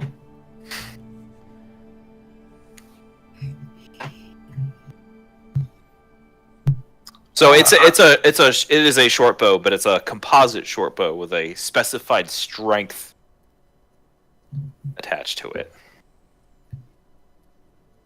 Yeah. All right, you've got yourself a deal. Yep. So each point of straight, it's this bow's probably worth about 150 gold. My. I'm glad I got out when I needed to.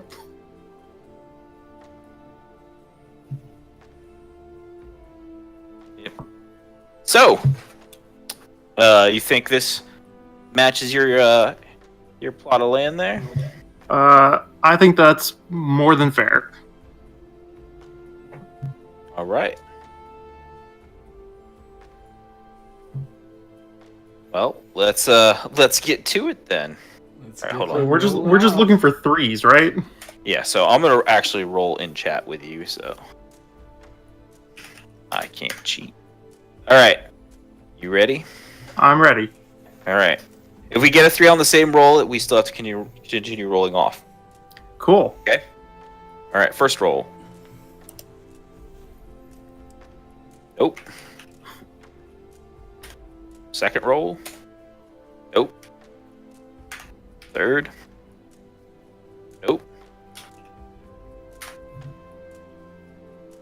Nope. We are bad at this.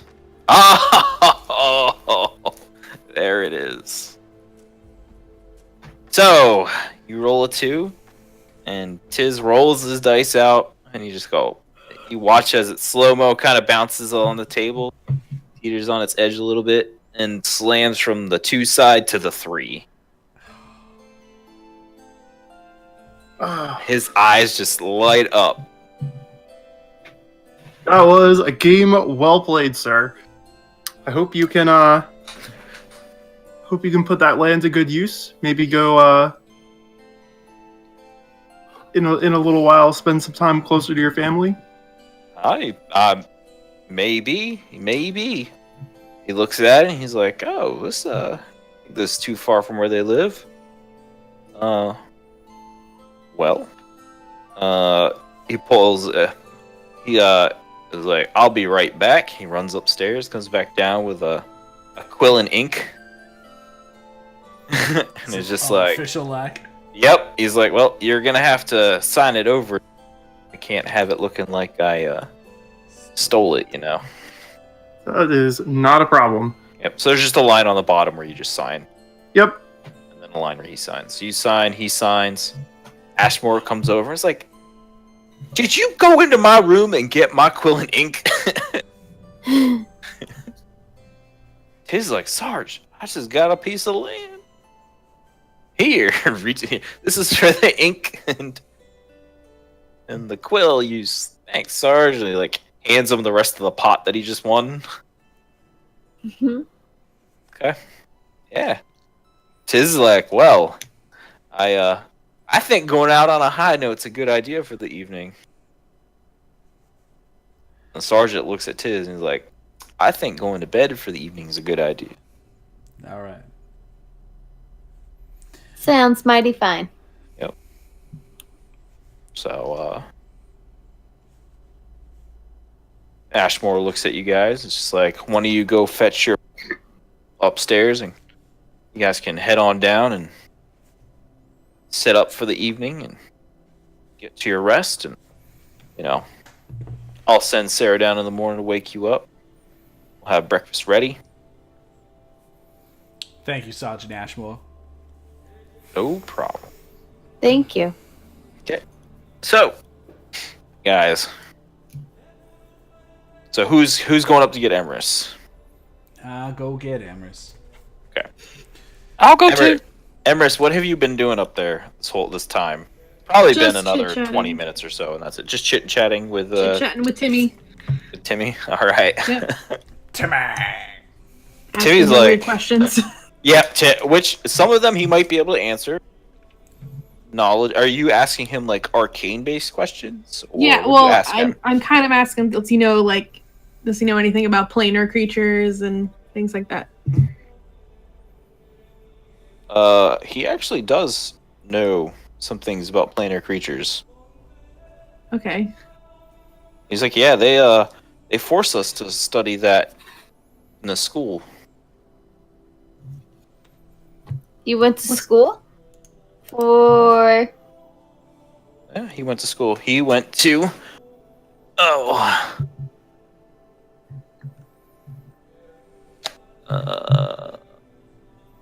There's technically two schools of two magical schools in the Summerlands, and he went to one of them.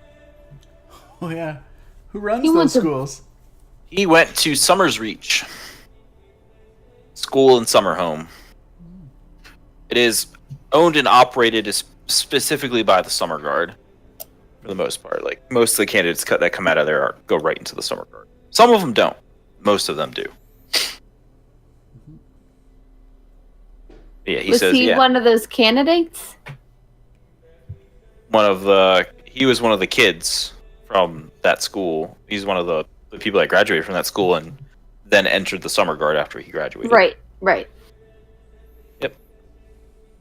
But yeah, so he's been taught some things about planar creatures.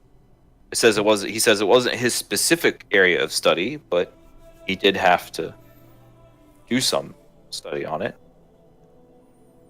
Is there anything north of here that has anything to do with planar creatures? North? Not that I know of. Okay.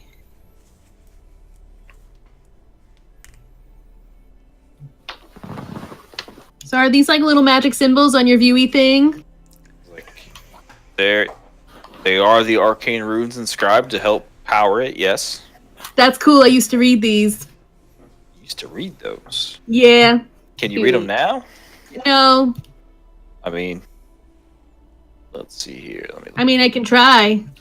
Let's see. Look at your skills real quick. You don't have any points in that. Oh wait, yeah, you do. You can actually make 2 checks on this. You can make a spellcraft check. Do you want me to do both? Yeah, you Or can just make a one? spellcraft. Make a spellcraft check for make a knowledge. I mean, you already know what the view glass does. Like you know what it does. So the spellcraft. Yeah, I know because I used The to do viewing it. thing. That is the scientific term for it. the viewy thing. Absolutely. Yep. So the viewfinder, like the view glass. You know exactly what it does already. So the spellcraft roll doesn't. teach you too much. However, it does reveal to you what the arcane phrase is to activate it. Oh, cool! I do that. You've been up here with him enough, and because he seems to have to activate it like every 10 minutes, so you've actually picked up on the arcane phrase to activate it. Okay, can I say that? Can I like do it? Yeah, My attempt. You can. I'm gonna do that. Okay, you activate the Ishnuala. yeah. Ishnuala. Yeah, you activate the view glass. And he just looks at you and he's like, huh. That's quite interesting. I have many talents. You, however, do not know exactly what school of magic or how this was really crafted. You know, you can't tell. That it's beyond, but That's fine. you have picked up on how to activate it. Okay. He's Thank like, you for talking to me. Yeah, no problem. Hey, are you guys gonna stop by the South Tower? I guess so. Okay, well, can you do me a favor? When you stop at the South Tower, there is going to be this guy there named Ellis, right? He does my job, essentially, for there. Okay. Without telling him, I just want you to walk up to their view glass and do the same thing. Okay.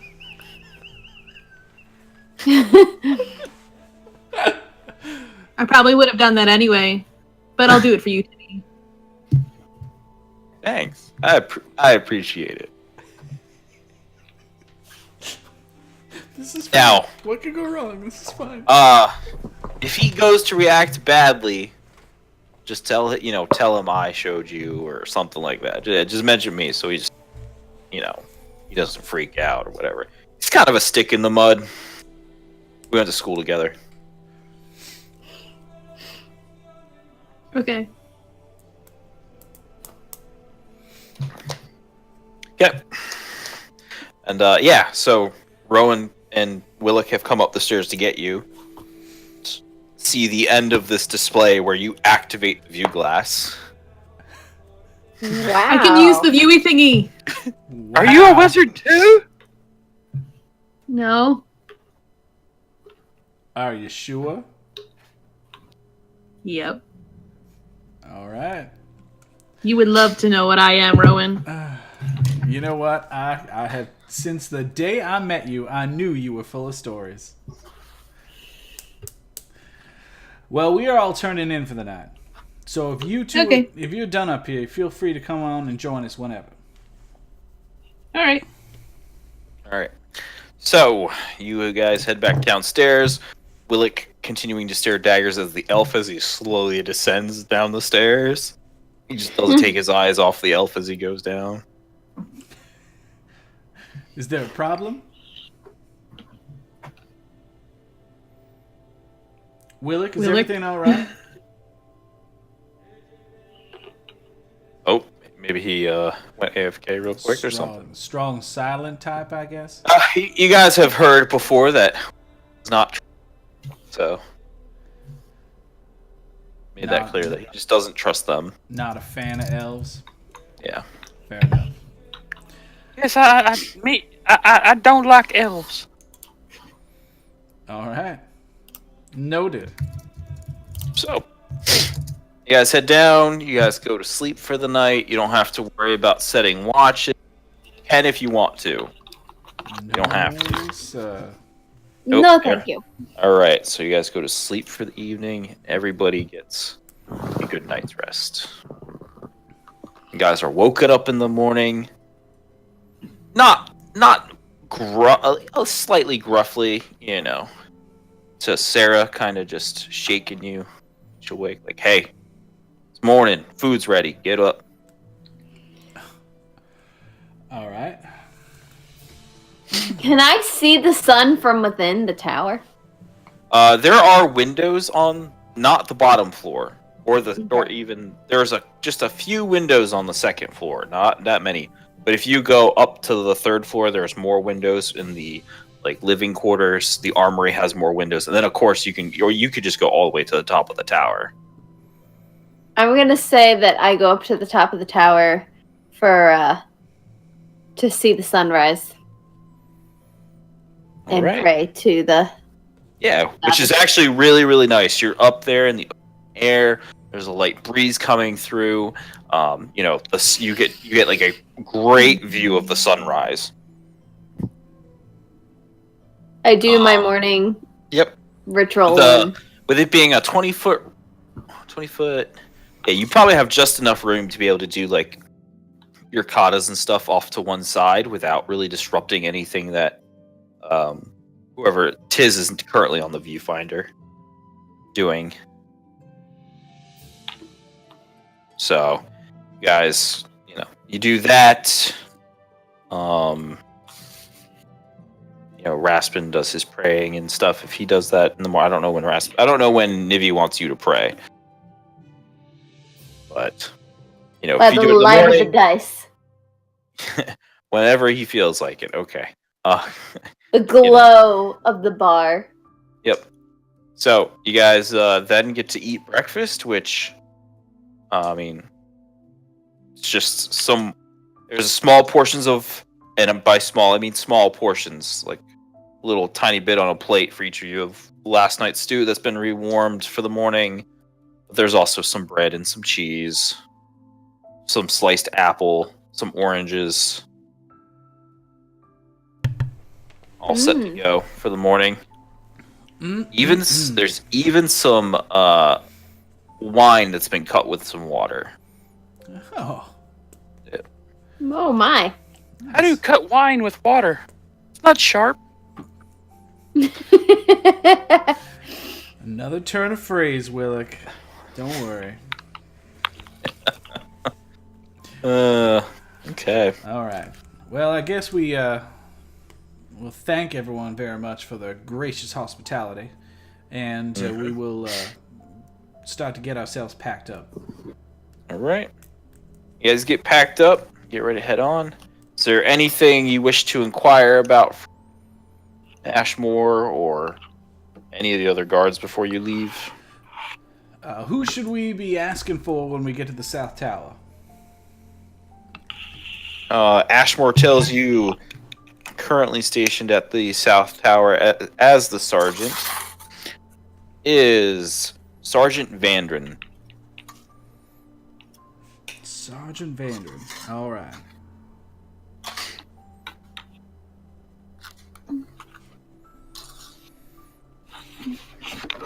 All right. Perfect. All right. So, you guys get ready to head on for the day. Start your day's journey, pack up the horses, set out, and get on the road. All right. So, we're going to take our quick, 5-ish minute break. Just so that if anybody's got to run to the bathroom, grab something to drink, they can. All All right. right. Cool. We will be right back. Cool. Oh, let's see if there's anybody watching the stream. Nope. Nope. Okay, that's fine. Nope. So I'm just going to put up the screen, and then I'm going to go hit the bathroom. I'll be right back. Yep. It's fine for VOD purposes.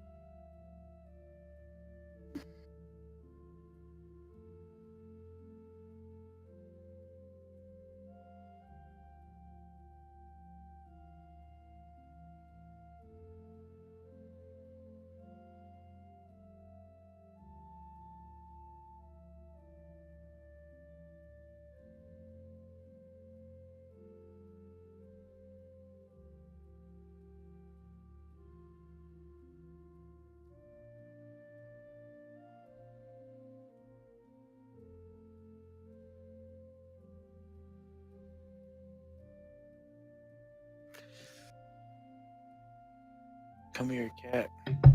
You there? I'm here. What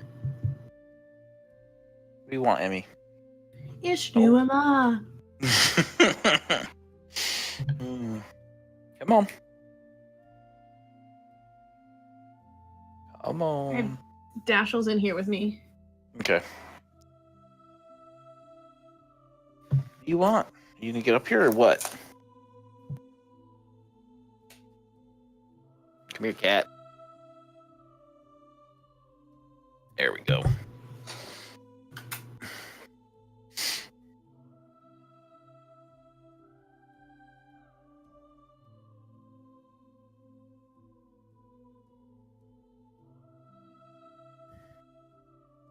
Looks like my mom called.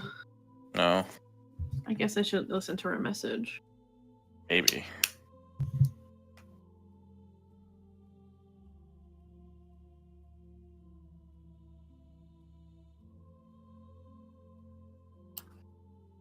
Oh, I was still eating my snack.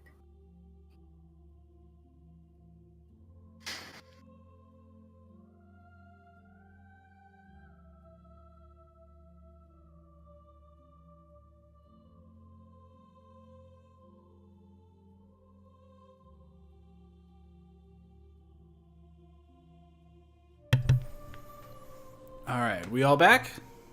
I am back. All right. I'm here. Danielle's here. She's just listening to a voicemail real quick. All right. We're here. We're here. They're here. Uh. All right, so we can do this basic early travel stuff that you guys normally do. So you guys have begun your day's worth of travel. So, this time I will have Rowan and Emrys make me perception checks as the front and tail. Not an excellent one. Okay.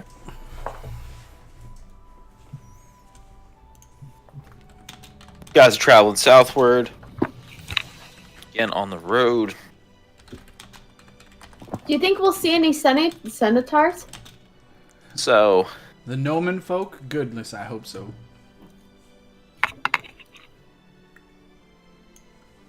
so you guys are traveling this stretch of road here, which you would have been told before you left to when you get to the fork to go left to get to the tower.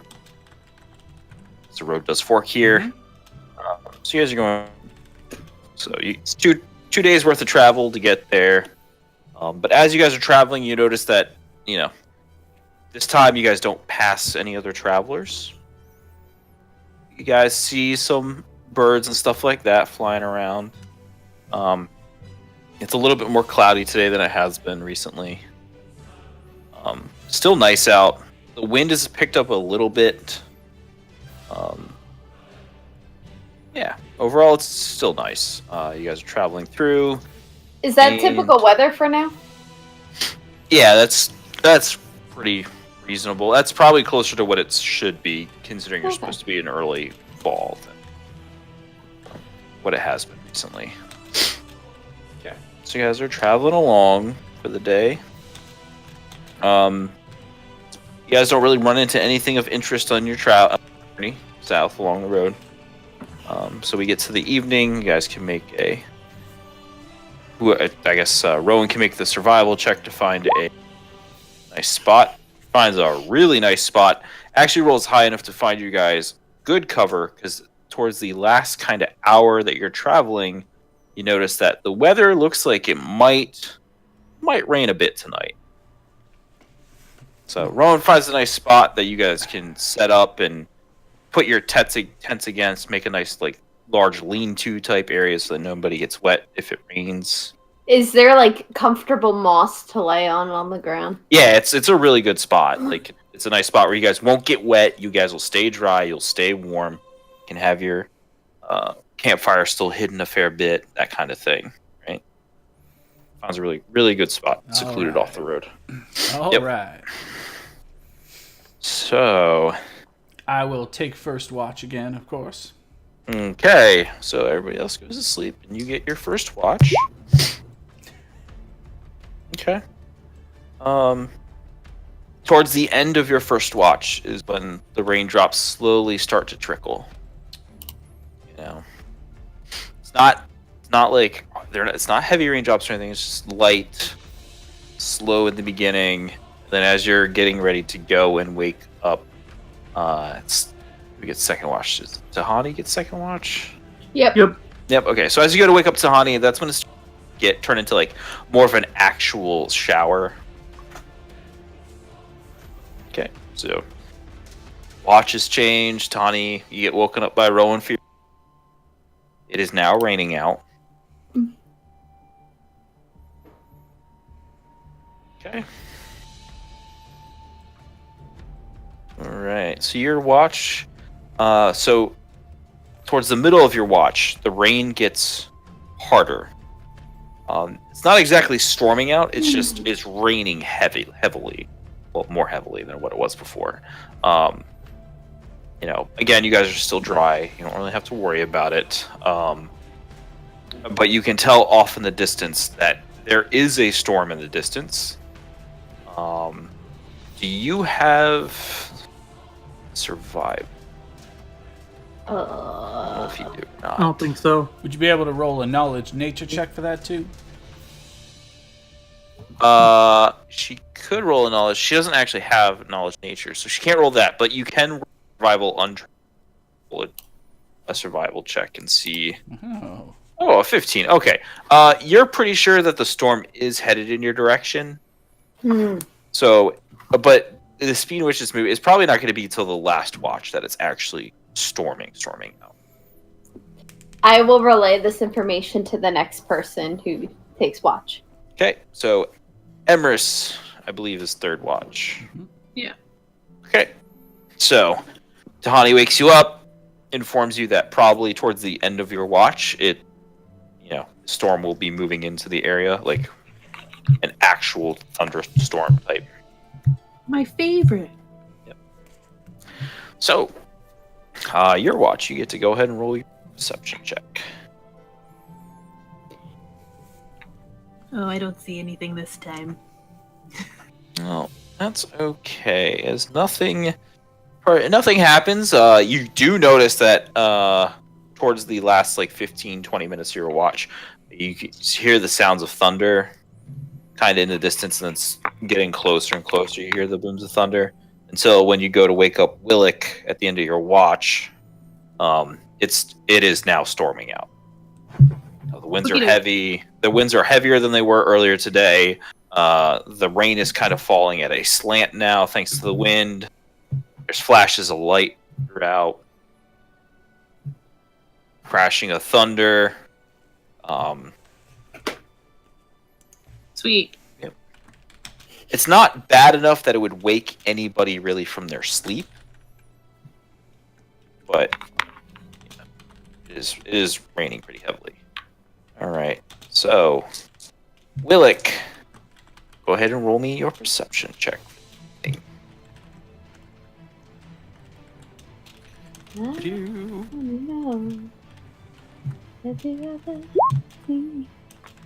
A 5. Yeah, it is a absolute downpour. And with the thunder booming and crashing and the flashing of lights messing with your vision and stuff, you can barely see just outside of your camp. That's how heavy the rain is. Just my luck. Yep. But the sun the sun doesn't rise, but you can tell that it is becoming daylight out as it brightens a little bit. Still dark out and it's still raining. Most of the storm has passed. It's still raining at a reasonable pace.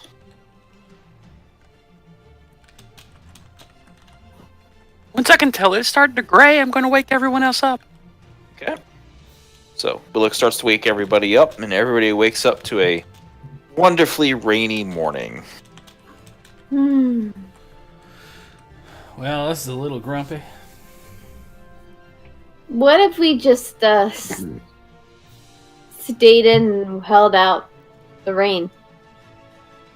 It's not raining that bad. It's not like it's acid. I'll put my hand out and make sure it's not acid. It is not acid. It is just water. That would be a horrible thing. We'll be at the tower by nightfall. I I agree guess. with, I agree with Raspin. Let's get ourselves moving. We can get ourselves some proper shelter. The other four seem to be used to traveling. To you, Tahani, they're like, yeah, this is no problem. And you're like, but it's fucking raining. It's not sun shining no more. So, yep. Yeah, you guys, pack up camp, eat some breakfast and stuff, pack up, and head out for the day. Yep. You Rowan. Go ahead and make me a survival check. You're pretty sure it's gonna rain most of the day. Well, that's just delightful. Yep. So, Stark. You Very- look back over your shoulder, and Tahani just looks like a drowned cat. Oh, yikes. Yep. Just think of the rain as a free bath. That is marvelously acute. Okay. I prefer my baths, in a bath. Alright. So you guys are gonna make your way for the day. Okay, let's get perception from Rowan and Emrys, please. What, 24? Oh, and an 18. Man, it is raining out, and your guys' alertness is just shot up. Mm-hmm.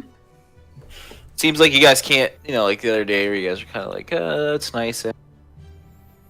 Gazing around and stuff. The rain's cold, dreary, kind of like.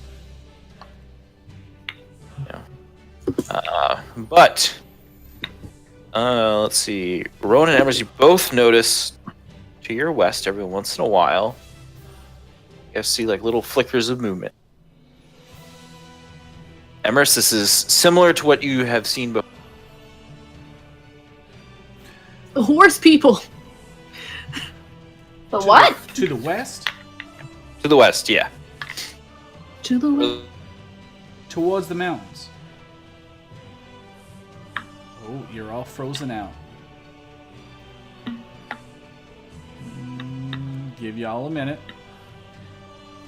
Now. Movements to the west, you say? Yep, movements to the west. Wow, towards the mountains. I would not have expected that. Yep, this way. All right. Oh, wait, hold on. That's east. Jesus Christ. East. East of you. Thank you. Yes. Brain not working. East of you. All right. I'm gonna stop dead in my tracks and kind of step off the road real quick and just kind of take notice and watch. Okay. And if everyone keeps on going, that's fine. But I need to pay some attention to what's going on over there. Okay. So Rowan kind of stops his horse in the lead, moves off the side of the road, watching out west. East. Let's see. East. I don't know why I keep saying west. I don't know why. You know, all right, it well, might be helpful if on our maps we had a compass or something. Yeah, I know. All right. So Willick, Tahani, and Raspin, you guys are kind of the middle group. You guys see Rowan ahead of you. Move off to the side of the road and look out west. Do you see I'm gonna anything? nudge one of them and say, "Potty break." As you will. I mean, so if you guys are going to start looking out that direction, you guys can make perception rolls. I will make a perception roll. I will give Rowan a. Is this Rowan or the rest of us? I see a butterfly. He says as he's like staring and unbuttoning his trousers to take a leak.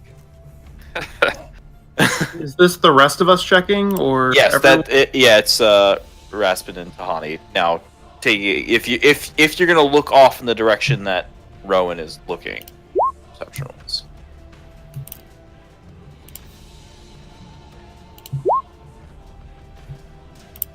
Okay. Tahani, with some help from Rowan or Emrys, you can kind of see the flickering movements they're talking about. Oh, I see him. Yeah, it is far out. Like it is there. Like it's at the very edge of what you could consider your horizontal visage. But you kind of see it crest the hill and then go back, or come over a hill and then go over another hill slightly off to the side. Do you Definitely think that those are the Centaurs? You're not sure if they're. You guys from this distance. You can't tell if there's.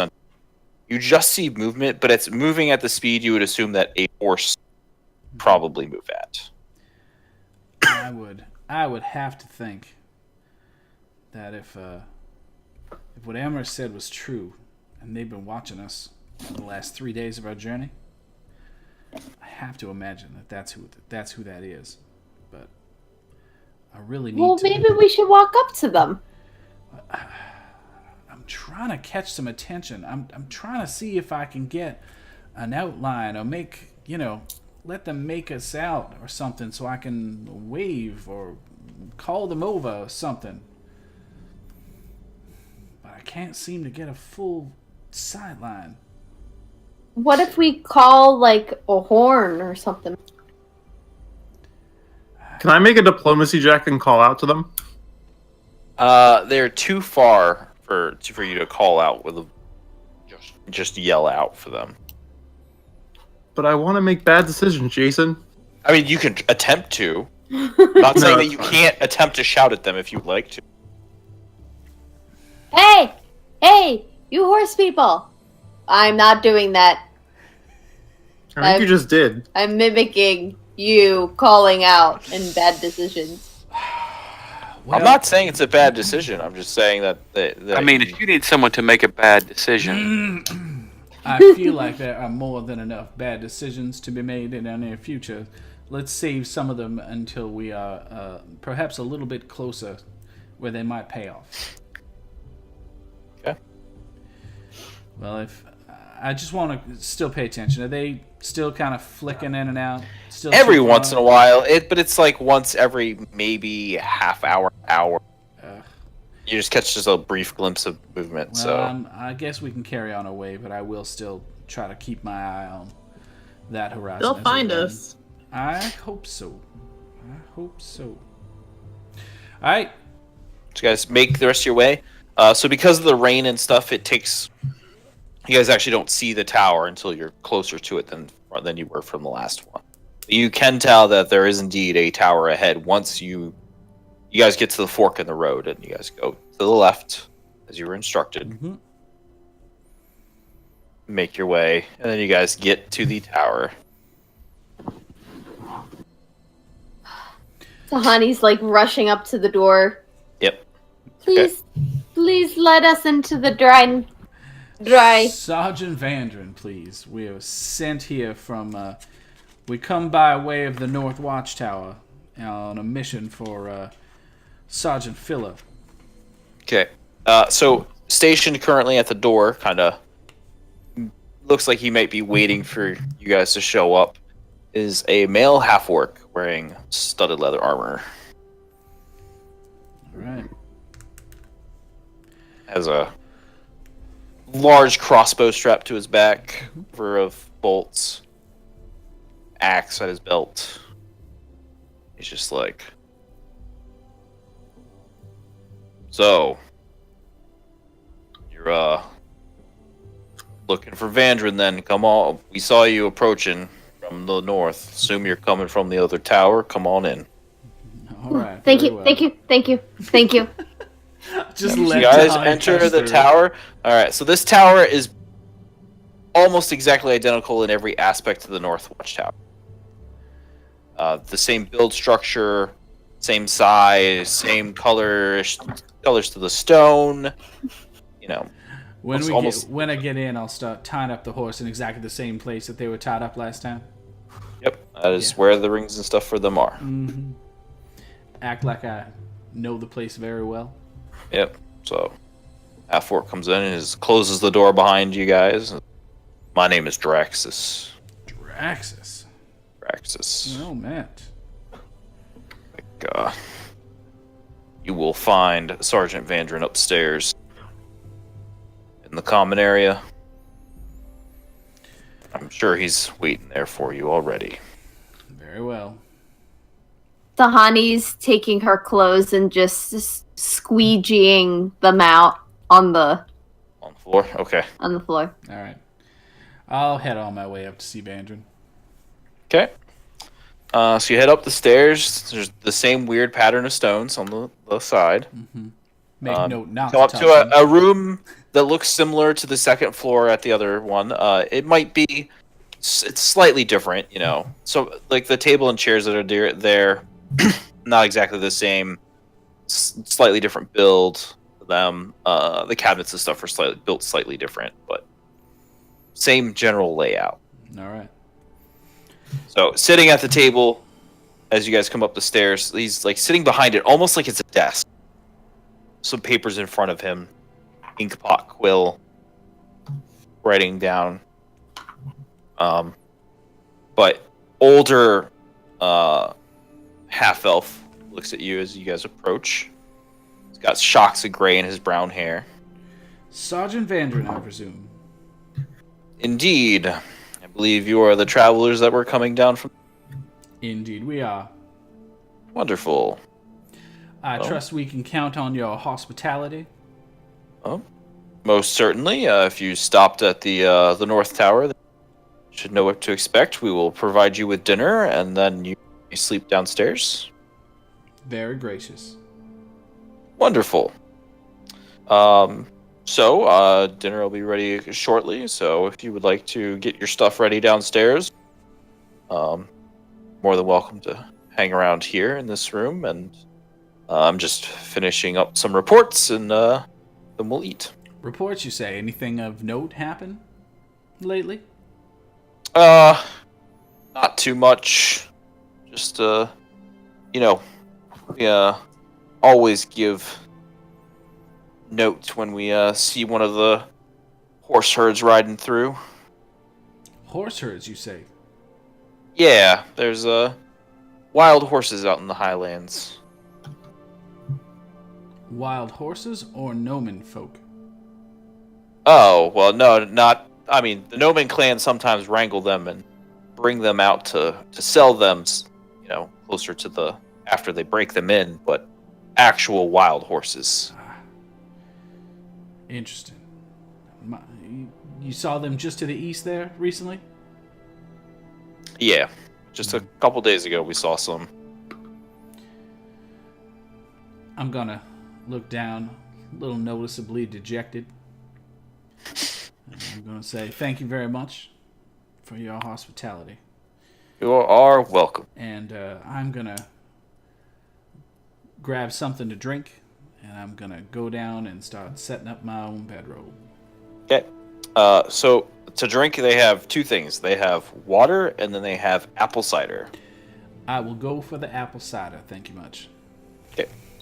Is there a fireplace? There is not a fireplace. There is the cooking stove, which is giving off... It's like a wood-burning stove that they cook on. It is giving off heat. Tahani's just sitting in front of it, trying to dry out every ounce of her clothing. Okay. All right. Anybody else doing anything, or are you all just waiting? I'm just trying to scrounge up any food that's available. Yeah.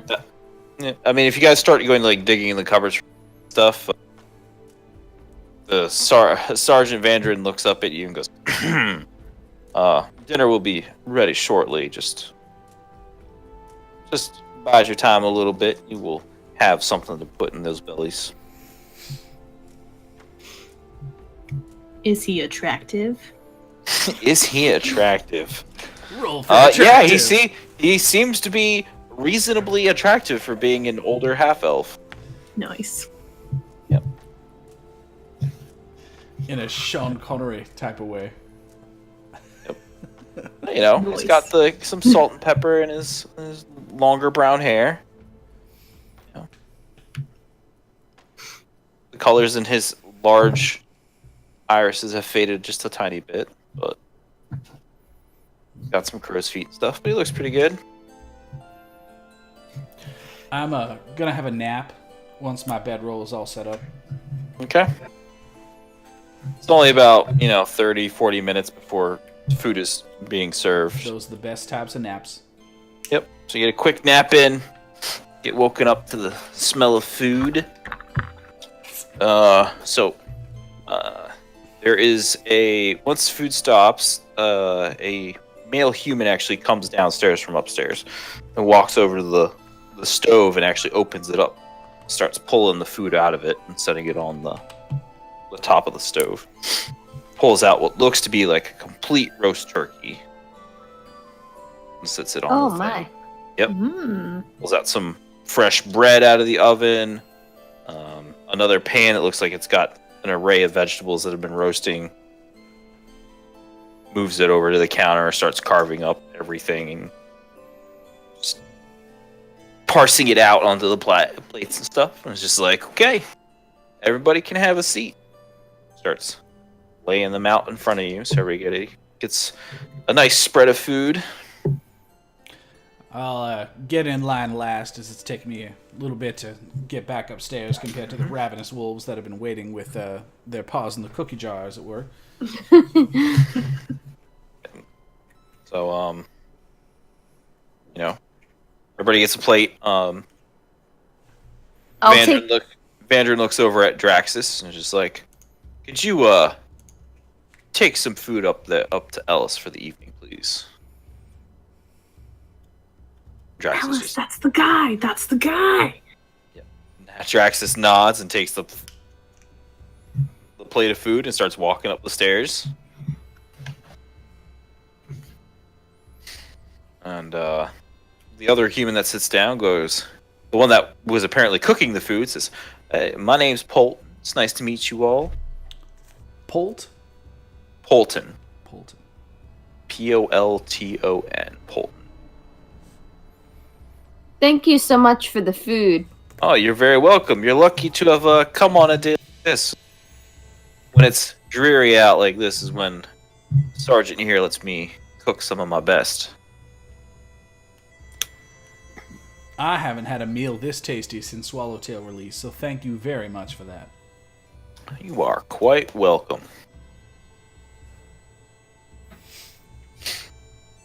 So, This is better than anything I had in the slave pits. the sergeant and Polton both look over at you and they go, slave pits? You best buckle up for this one, boys. This is a good one. Okay, so I'm assuming that Willick then tells his story. Yes, the long sordid tale. Yep. Which they go, well, that is a shame. And Sergeant Vandrin goes, I am sorry to hear that, but you will be a stronger man for the trials that you have faced. Although it already looks like you are a strong man. So I have been told. Okay. Tahani wiggles her chair closer to the the stove. stove. Okay. Vandrin notices you and he looks at you. He goes, why don't you take a brief moment to run up and see Ellis? I think he can help you out with your situation. Thank you. And I I'll bow. go with and you. I'll go with you. Okay. And Vandrin's just like, sure.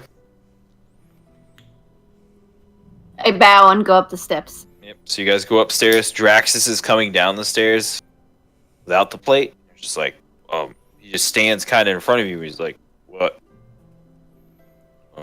what are you doing? We were told to go up the stairs, and that our friend could help us with my situation of being wet. We're going to see Ellis. Oh, okay. He steps off to the side, lets you guys pass.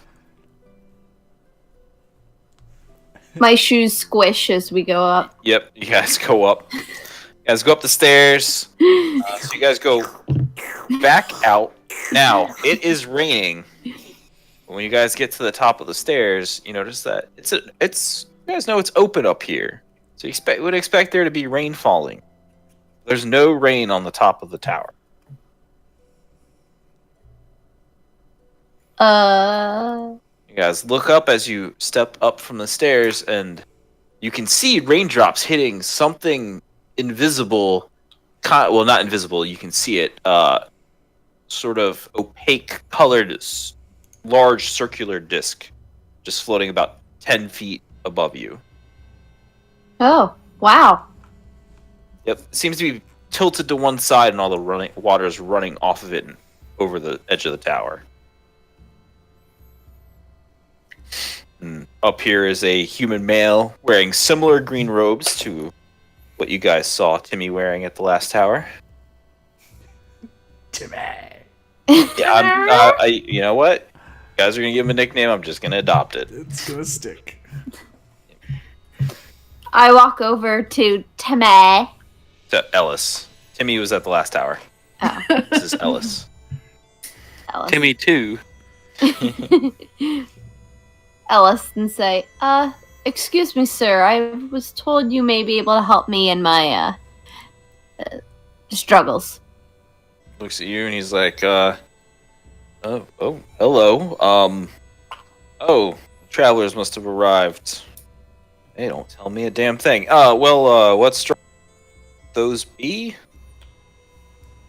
I'm wet. Struggle is real. Kidding. Shh. He looks at you. He's like, oh, yeah. I can take care of that. Yeah. Hold on. Starts muttering, and he begins casting a spell. And then you notice slowly as like areas on you suddenly feel warmer than the rest of you, and the water stuff starts drying off of you. His hands are flying around.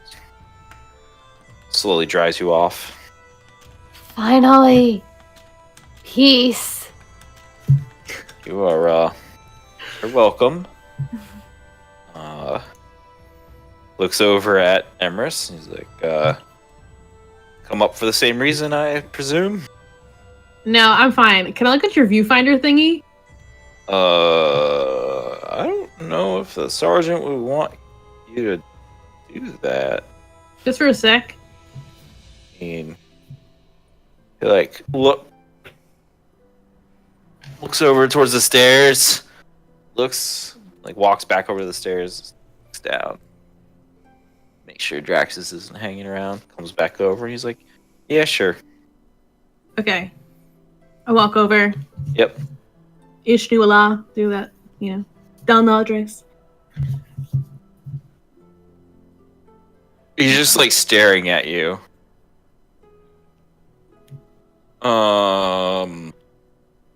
Slowly takes a step back. Slowly takes another step back. The stairs. Turns. And he bolts down the stairs. Sergeant! So, what area did we see like the blobs of horses and stuff?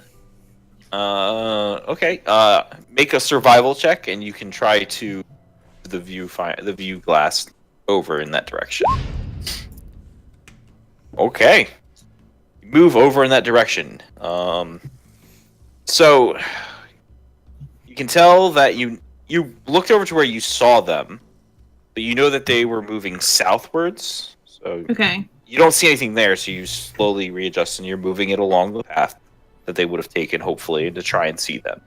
Meanwhile, Tahani, are you doing anything when he starts bolting down the staring stairs, yelling for the sergeant, which everybody downstairs hears? When he runs down the stairs, Yep. does that mean that the ceiling disappears? No. No. I'm still gonna run down the stairs because I don't want it to disappear. Okay. You're like, oh shit. That's obviously his magic. You bolt after him. You are faster than he is. So, I don't know if you want to try and overtake him or what. He's running down the stairs going, Sergeant! Sergeant, we have a problem! That'll cause an issue. I'll instantly stand up and I'll say, what we have here is likely a big misunderstanding. You guys see the half-orc who was just reaching the bottom of the stairs to head over to where you guys are, immediately turns around and goes back up the stairs. They gonna collide. Vandrin just looks up from his food, looks at you, and he's like,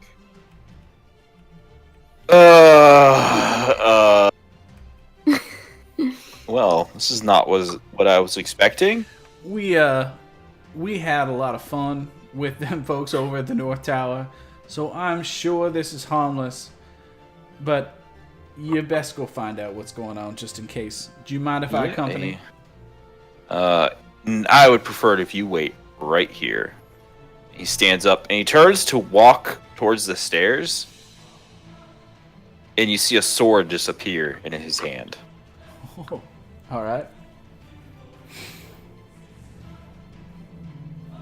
As he starts slowly ascending the stairs, following the half-orc who's now running up the stairs. I will grab my drink, I will turn my chair around, and I will sit down and watch as this unfolds. Okay. So, Emrys, Yeah. you're tracking along the pathway, and you get to where you can see a group of horses. Okay. They are horses. Okay. Kind of where you thought that they might end up about. So you finally find them. So it's a group of horses. Roll me another perception check. Oh, poops. Okay, yep. You see a group of horses. A smaller, probably about 20, 25. Wait, I mean, that's not really that small, but it's like a smaller group of horses. They appear to just kind of be grazing on the wet grass in the area. Some of them are laying down. You know, Okay. that's what you see. All right.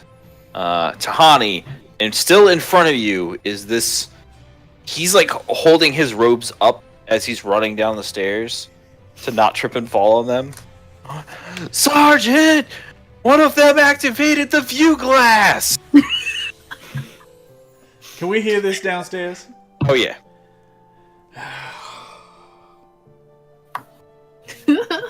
I don't think they are who they say they are. And So- We've seen her do it twice. She's good at it. I look over at Willick. Really? all right. So yeah. So he's running down the stairs still. Tahani, what are you doing? I'm just following, going, who would we be? He's not answering. He's just running down. Drax, you now see, honey. You now see the half-orc running very quickly up the stairs, like much faster than you would expect. Okay. Up the stairs. So this is what Tahani sees him running up the stairs, and he has his large crossbow out. Oh my. And he sees him. He sees Ellis, and then he sees you, and he pulls up, puts the crossbow up, points it at you, and is like, "Stop right there." I am stopping.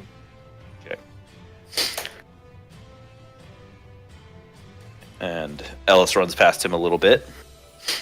And you can hear coming up the stairs, clink, clink, clink, clink, clink, clink, clink, clink. Not fast. I think that's hilarious. What the funny part is, when he started on the stairs, there was no clink. As Oh. he slowly progressed up the stairs, there's clinking sounds now as he's walking up the stairs. Oh my. So, I'll lean over to Raspin at this point, and I'll make Yeah. mention of that. Say, can you discern the magical nature of things?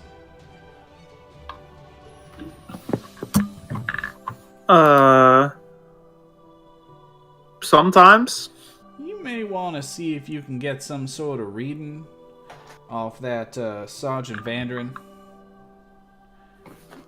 That's all. I'm just curious. And then I'm going to sit back down and wait. okay. Well, Tahani, you watch as Sergeant well, actually, we'll go back to Willick. Are you doing anything? You just chilling at the table eating food? There are portions left behind. Yeah, that's what I was just thinking. I was like, Willick's eating. He's probably gotten through his meat and is now going to grab like a And I'm just turkey gonna leg or something just- off of somebody else's plate and start Yeah. eating it. Rip the turkey leg off and go at it. I'm going to try to pay attention to if I hear violence and need to join in. Yeah, the truth Okay. is I'm sitting here because I was told, but I'm also sitting here because I know what happens when Willick decides to get grumpy in close quarters. I am absolutely going to be sitting here and trying to keep an eye on him and keep that shit from going down. Got it. Okay. So Emrys, Yeah. are you doing anything else? You just looking at the horses? I'm looking at the horses, looking around the horses, looking for anything Okay. weird. Roll me another perception check. Now that you're like, okay, I found the horses. Let's see what else. Oh, okay. So looking around the horses, and then you realize that some of what you thought were horses amongst this group are actually these centaurs, and you can actually see them in. Horse people! I say that out loud, Right. yelling. And So Tahani, you only Tahani, you're the only one that's gonna be able to hear because you're the only one enough. You hear Emrys go, "Horse people." Ooh, Crab people. very interesting. I think we have other concerns right now. Yep. Okay. So are you doing anything else? I just have my hands up, like just No. I didn't do anything. You hear Ellis goes further down the stairs and goes around the stairs so you can't see. And you hear him come up short, and you hear him go, Sergeant, the one with the black armor, she activated the viewfinder. And she's looking around. And he's like, I don't think they're who they said they are. Sergeant's like, you don't hear him say anything. And so the half-orc is kind of like glancing at you, glancing back around the corner, what appears to be back around the corner at Ellis, and Sergeant Vandren glances back at you, is just kind of waiting. And then you hear Vandren go, Ellis, you're being a wee bit excitable. I'm not exactly pleased by it. Now, let's go we're gonna gather our new friends and have a talk, and we're gonna decide if this is really an issue or not. Okay? Okay. So what I want you to do is to go downstairs and keep an eye on the other three that are down there. Right? Okay. And he walks past, comes up. So Tahani, you see Vandren coming up the stairs. First you hear him come up a couple stairs. And he appears behind Draxus. He Mhm. has a long sword in one hand and is now wearing like half plate armor where he was not before. The last time you saw him, maybe 5-10 minutes ago downstairs, he was just sitting at the table wearing normal clothes, no weapons, no armor.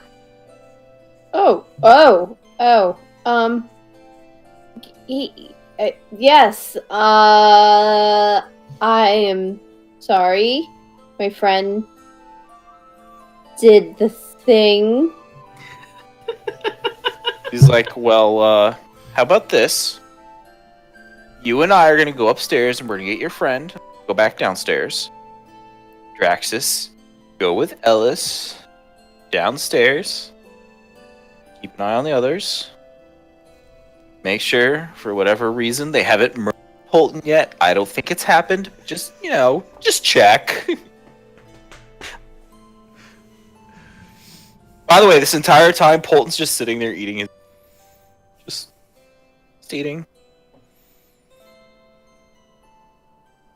He does have his hand on his hip, where he has a dagger. There's a dagger there, but that's all he's done so far. It's fine.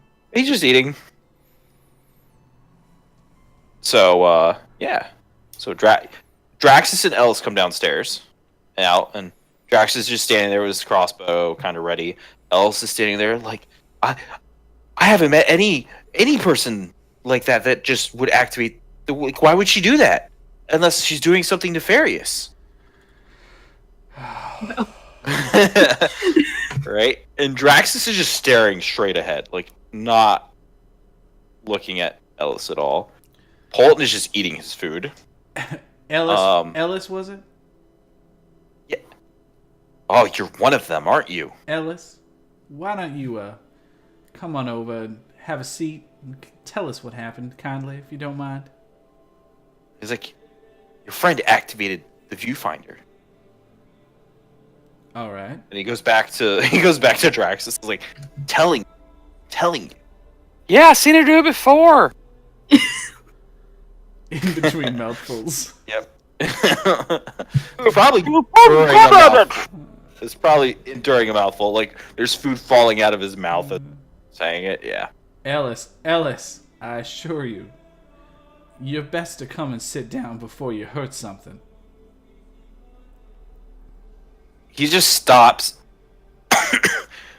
turns at you, and goes, "Was that a threat?" No. Oh. Okay, so upstairs, Tahani, Sergeant Vandren is now walking towards you. He's like, "Come on, let's go get your friend." Okay. Yep. So he ushers you upstairs. So Emerus, you're upstairs. You're looking. Yep. You now have the horse people pulled up in the viewfinder. And look, horse people! As Tahani comes up the stairs, and then following her is Sergeant Vandren, now wearing half plate and carrying a long sword. Sergeant, there's horse people. It's like he kind of like takes a wide step around, looks at the viewfinder, looks at you, goes, "Yeah. Sometimes we see them. Like I said before, sometimes they gather up some of the wild horses." I know, but they were like following us, so I just wanted to make sure. Okay. Could you step away from the viewfinder, my dear? Yeah, sure. Okay. What is going on? Yeah, it's just Ellis is a little excitable, and I just had to make sure everything's Really okay. uptight. Yeah. So, how do you know how to activate the viewfinder? Oh, I learned it from Tim at the North Tower. Did Tamarillin tell you to come here and activate our viewfinder? Well, yeah. He said it was okay. Okay. Let's you see him like drop his sword, and then as it's about to hit the ground, it just disappears. Ooh, that's magic too. He's like, okay, let's go back downstairs and see if we can get Ellis to calm down. Is he crying? He is very excitable and a tiny bit paranoid. Okay. He did aim a crossbow at me. Not Ellis, that was Draxus. That's Drax. Oh. Ellis is the mage that ran downstairs. Draxus is the half-orc. I mean, He's like, Drax is just doing his job, which he's very good at. And he starts walking down the stairs. As you see him walking down the stairs, Tahani and Emerson, as you're following him, pieces of his armor start just like fading away. That's so cute. Now he's wearing half plate, which takes a while to like be put on, but it's almost like there's just an unseen person just taking it off of him and is just disappearing as he walks down the stairs. Until when he gets to the bottom of the stairs, he's back to just his normal clothes, no weapons when he comes downstairs. Can I do a spellcraft? Yeah, you can make a spellcraft check. Oh, I don't know what it is, probably. No, you're not sure what it is. You know, obviously it's some sort of enchantment or something.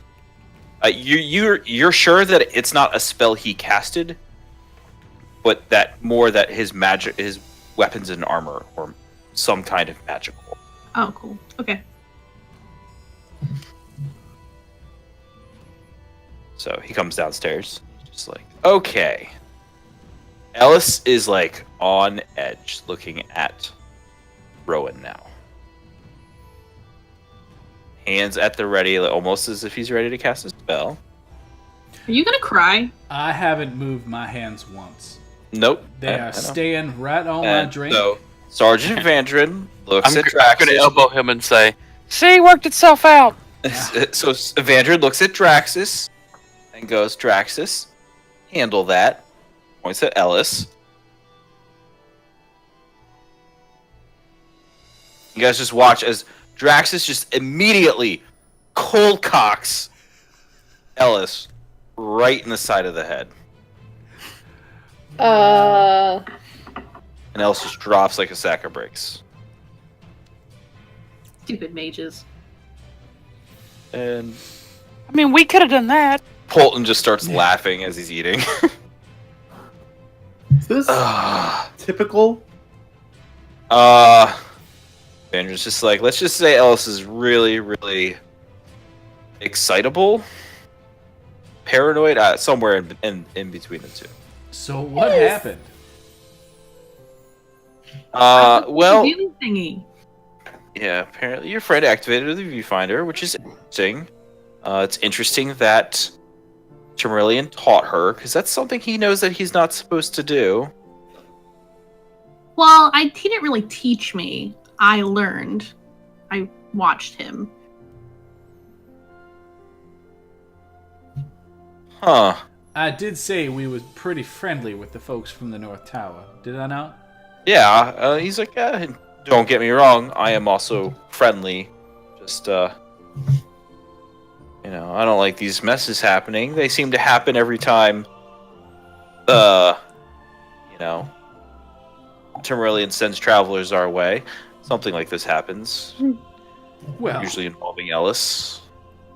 I mean, may I make They have a history. May I make a suggestion? Oh, yes. We are likely going to have to pass our way by the North Tower on our way home when we're done our journey. Oh. Perhaps I'll tell you we what. might be able to pay the favor forward somehow. Yeah, I will, when you head back north, pass by the North Tower, I'm gonna give you a note to give to the sergeant there for me.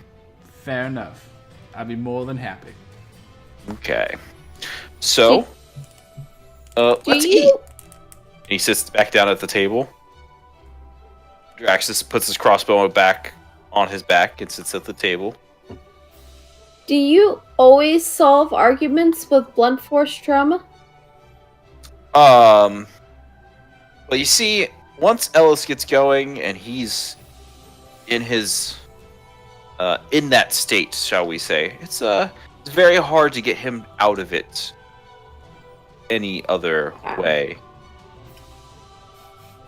Do you know if those two have a history? Oh, they most certainly do. They graduated in the same class.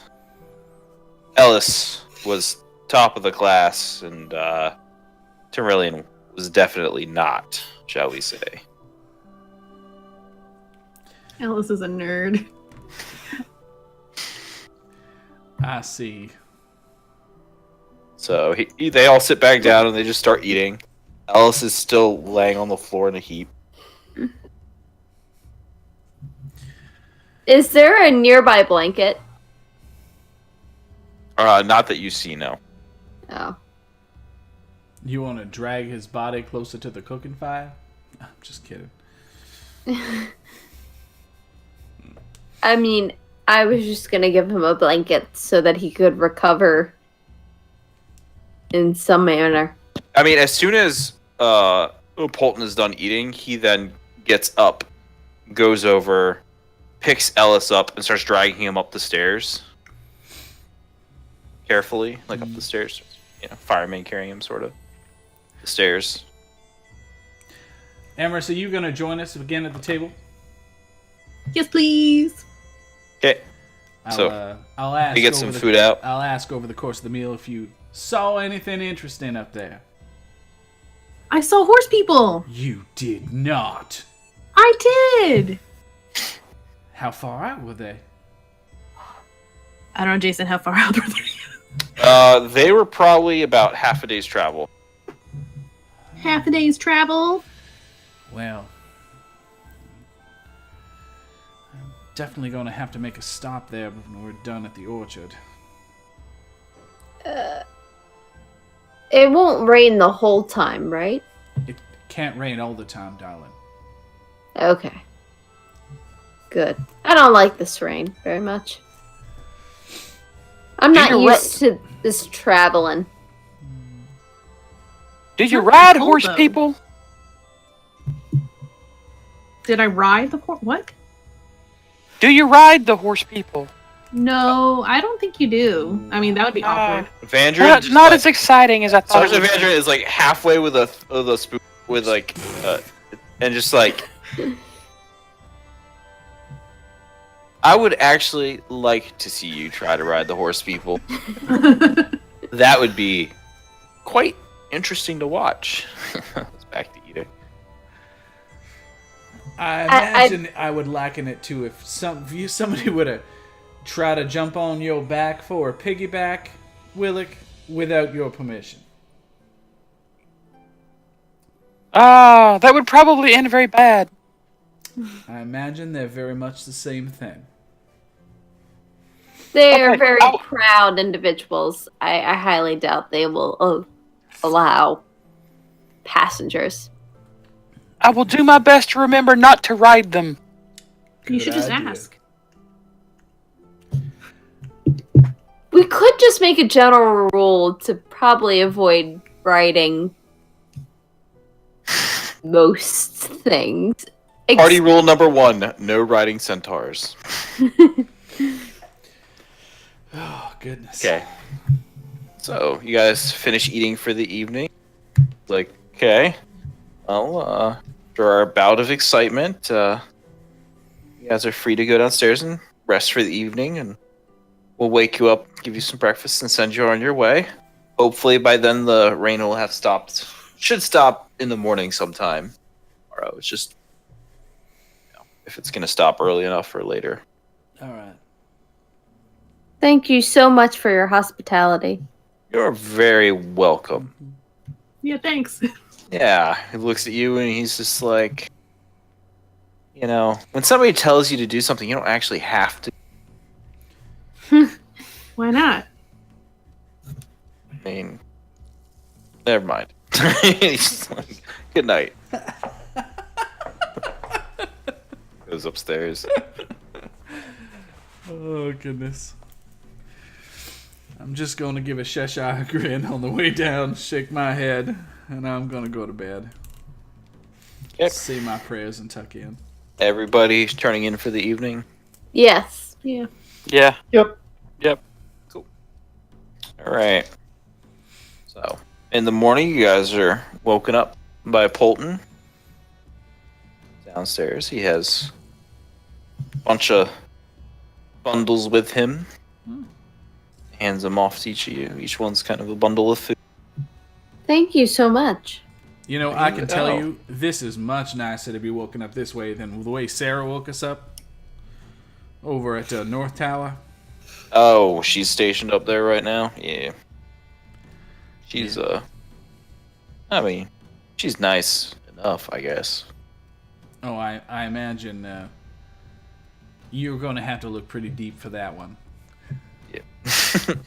He's just like, well, the sergeant is currently.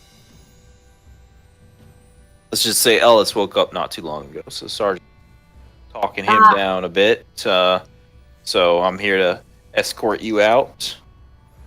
Is there anything I can help you with before you leave? Anything you? I would consider it a personal favor if I could, on our way back, perhaps get an update on the Noman tribe movements, if you happen to have one. Oh, well, I'm sure we will. Sergeant Vandren is very diligent with his reports. As I expect, no less. Thank you. You're very welcome. Anything else you guys need before you leave for the day? Nope. The rain has stopped, so you are. Yay! See, I told you, Tahani. It can't rain all the time. Oh, thank goodness. I can't stand that water. Water in general, or just being wet? Just being wet. Makes everything heavy and cold. I understand. Although there's Exactly. nothing quite like a nice warm sun shower in the middle heat of the end of summer there. Nothing quite like a walk in that. I'll take your word on it. I prefer the warmth of the indoors. Yep. Well, when you spend most of your days out on the road, you come to expect different things than if you spent your days inside learning. I understand. Okay. Tell the crybaby I said bye. I will. Let's just say he's not gonna live this one down for. Let's go with that. All right. So he opens the gate and stuff to let you guys out. You guys are headed on your way. Now, you guys know that from this point, you're not going to be traveling along a road. Yeah, we have another 2 days travel to the orchard. You guys know you guys got to travel overland. Here. Right. So, it's not raining out anymore. However, the ground is wet after raining all day yesterday. I'll try to find ourselves the driest possible route. Okay, yeah, I was gonna say. All right, so you can find a reasonably dry route. Still a little bit muddy and gunky, but your horses aren't in danger of like accidentally stepping in mud that's too deep and going lame or anything like that. There are no swamps to be sad in this area. Right. You know. So you guys are traveling through pretty okay. You may be a little slightly slower than what you'd normally make on. You're obviously going to be slower than what you would go on. But you guys are making reasonable time, all things considered. All right. Still kind of overcast outside. You know, but other than that, everything seems to be pretty normal. Good. A little cooler than it was a couple days ago still. Still keep my eye out for anything that happens to be exceptional. You and Emrys can both make your perception rolls. Mm-hmm. 5. Keen eye to the east. I'm sorry, me too. Yep, you too. Yep, both. Sorry, it was the cat. It's okay. Oh, I don't see anything. Emrys is like too busy, like, you know. Horse people! Oh my god, I saw horse people. What do they look like? Tell me all about it. That's going to be our campfire conversation tonight over dinner. You got to tell me all about it. All right. Rowan, your perception roll. You can tell that, like, you know, as you're going on and stuff, you don't see any of the centaurs or wild horses. You don't see any of that thing. But mostly, you see a lot of outlying, looks like farms and orchards and stuff as you're starting to pass through the area. All right. looks like, especially along the river, that it's a popular area for farms and stuff to be. All right. As we do we pass by any people, any travelers? Nope, you don't pass by any travelers. Since There there's no are road. there is definitely there isn't a road, but you do find a sort of pathway that looks like probably these farmers and stuff use to get up here onto the road. All right. So you guys are that helps you guys make some time down south. All right. Thank you. Yeah. And that's it. Let's see. We'll get into the nighttime roll stuff. Mm-hmm. I'm just gonna roll these dice first. Found Okay. ourselves in a nice place to be. Yep. You find another good spot. That'll be drier and stuff for everybody. Mm-hmm. And the night goes by uneventfully. You guys wake up the next morning, pack up, eat a little bit, and head on. All right. Okay. So you guys make your second day's travel down south. Now, you know that you should probably be getting to the farm a couple hours before nightfall. Hmm. Huh. Do we want to be there at night, or do we want to go in the morning? Maybe a fresh pair of eyes in the morning light would be helpful. Seeing as how I can't see very much in the dark, I would agree with you. So perhaps guys- we'll set up to make camp just before we get too close, and then head out early in the morning. So we'll get there just after breakfast. Okay. So you guys will set up like a couple miles out, essentially. Yeah. Gotcha. Okay. All right. So that evening also goes by uneventfully. Yay! It's like there's nothing alive out here.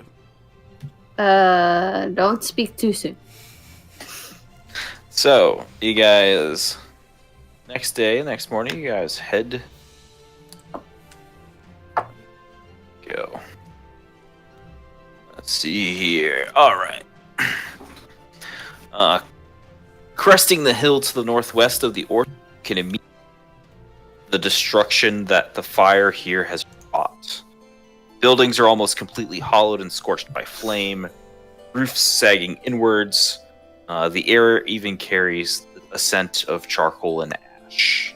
The rows of trees beyond look sick and twisted from the flames. The ground beneath them appears to be almost completely scorched. Hmm. I want to roll a So- nature check to see if we can So determine. you guys are coming from the hill this way, this direction. Down. I'm gonna try to determine if this was at all possibly natural. So you're gonna have to get close to try and figure. You're gonna have to get close enough to the actual where something was burned to Yeah. take a look at it. That's fine. All right, so you guys start approaching. Let's see here. So you guys approaching this way. Are you guys just going immediately to the first building? Do you guys want to go to the orders? Where on the map do you want to go? I mean, all we see on the map is a dot. Oh, yeah. It would help if I moved you guys, right? Oh. Oh, Yeah. So you guys are coming in this hill here. wow. That So you can is see something. the orchard trees. These lovely scorch marks.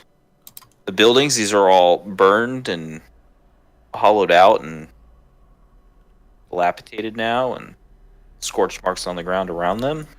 Well, I think if we're coming in from that corner, I can just check the ground around house number 1. I'm sure I could. Okay.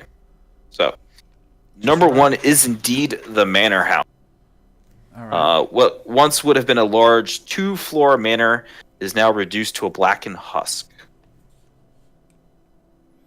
So you can go. You make your knowledge nature check, which you've already rolled. Okay. So you can tell that the fire here was definitely something was set on fire here Oh in the my. house, and then it caught fire, and then it burned for a while after that. Would I have been able to tell by the coloration, or if maybe the fire was naturally hot or unnaturally so? It looks like it was probably, considering there's still remnants and stuff of the house. It's probably just naturally, just a natural fire. Natural fire. Huh. That is odd. You can try and investigate inside the remains of the building if you would like, to see if you can find source of fire, where it started maybe. I think at first I want to do a walk around the outside. Okay. And try to gauge whether or not it's going to fall down if we try to go inside. Okay, so you can go ahead and make a perception roll to check the integrity of the house. Okay. Yep. So you are pretty sure the first floor you can get into most of it. It looks like through the main door or the back door, even some of the side windows you can actually get through now to get to most of the first floor. The second floor, you do see where there is looking through some of the windows, you see a mostly intact staircase leading up. And it looks like probably about half of the second floor is accessible. As far as telling if you can actually walk up there safely or not, you would have to go inside and take a look. All right. Well, I'll relay what I've found to the group and ask. So what do y'all think? What do we want to do? Do we want to go up in this house and see what's going on, or do we want to walk around some more? That's my inclination. It looks like there might have been a fire purposely set here. I say let's go look in the house. Did someone just say let's split up? Let's split up. Cover more ground. Nothing could ever go wrong with that. All right. Well, let's go in the house. Anyone want to go first? I'll go first. Jinx. I mean, I'd be glad to go upstairs since I'm lighter than the rest of you and less likely to Fall through any floors. I agree with that completely. That is sound logic. As long as Willikir is ready to catch me. I'll do my best. All right. Have at it. All right. So you guys go in to the first floor, the ground floor. Like you can see where there's pieces of furniture stuff that are very badly burnt. Some of the walls are kind of shifted just a little bit. Nothing. It doesn't look like the house is gonna fall in immediately or anything. It looks like it's fairly sturdy to be able to walk around the ground floor without having to worry too much. Okay. You can tell immediately once you get to the top of the stairs, they're pretty okay to walk up. Once you get to the top of the stairs, you can tell immediately that there are sections of floor that look like they're probably fine to walk on, but they're broken up by these other sections of floor that look probably treacherous. So for your immediate assumption that the best bet to get from one spot to another is actually to jump from spot to spot to spot. Oh boy. Uh-oh. Okay. You feeling lucky? I sure am. Okay. So, yep, you can. So, from the top of the stairs, once you get to the top of the stairs, you can see that it's a hallway that runs to the left and to the right. To the right only goes about 5 feet until the ceiling is actually collapsed in on that section of the house. So that is completely inaccessible. To the left, you can see there's 3 rooms, 2 of which the doors are closed, and 1 of which the door is actually open to. You can tell to get to the closed doors, you would have to make 2 jumps, and then from there you'd have to make 1 final jump to get to the open door. So if you would like to attempt the jump, you will have to make an acrobatics check.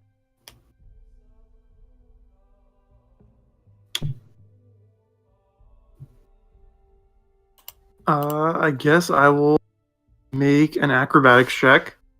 Can I give myself some guidance first? Yes, you can. All right, so we'll do that, and then Okay. So you make the first jump. without too much of a hassle. Just a quick little leap from the top of the stairs, just a little bit further down the hallway. To make sure that you land on a safe spot. So you have to make another jump to get to the closed doors. Alright, so we're gonna do the same thing. Yep. Run it back. Well, that is terrible. No. So you go to jump, and you actually completely fudge. You go to jump, and you can tell that you took a step forward before you went to jump, and the floor just falls out completely from underneath you. You just fall through to the first floor, and you take 2 points of falling damage as you fall amongst broken boards and stuff, and I thought Willock was gonna catch him. covered in ash, soot. Can I try to catch him? It's not. Nope. Nope. Sorry. Next time. Okay. Yeah. Anybody else want to take a chance at trying to jump around upstairs? Or You might be better suited for that. I'll take a chance. okay.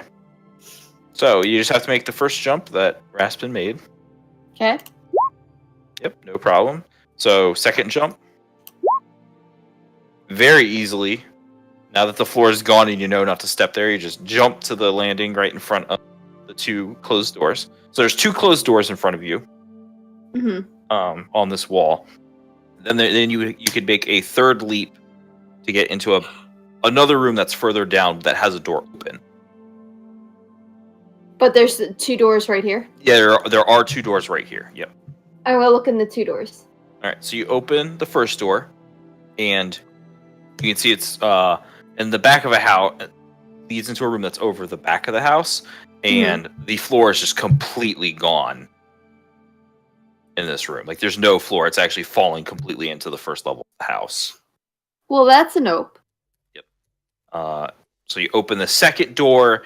It's burned and whatnot, but most of the floor looks stable enough that you can actually walk around in this room. Oh, exciting. Yep. So looking around in here, there's some, but this room looks relatively untouched by the fire. But you can find some children's toys. There are 2 beds in here. Look like they're probably for younger children, probably anywhere from age 5 to 10.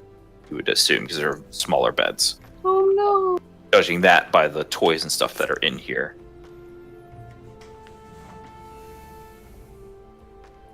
Can I look under the bed? You can look under the bed. You do not see anything under the bed other than there's some more toys and stuff down there. And some, like a sock hiding in the back. Is there a closet in this room? There is not. There's some chests of drawers and stuff, but no closet. I'll check the drawers. Okay, checking the drawers. There's shirts, trousers. Looks like undergarments for male children. But you don't see anything out of the ordinary. Just clothes. Okay. I will go to the second door. Well, those were the 2 doors. Those are the 2. Yep. Yeah. There's the one where there was just no. Right. The kids' room. All right. I will go to the open. Okay, so you have to make another jump to get over there. Jumpy, jumpy. And you go, you make the jump, and your toes hit the solid edge of the door, and you lean forward, and then you rock back, and your heels press on the soft wood that has been charred and burned, and you just kind of fall backwards as you the floor. Trust fall. Can I try to catch her? You can, yeah. If you this time you can. This time you're more prepared. Acrobatics. Make a reflex save.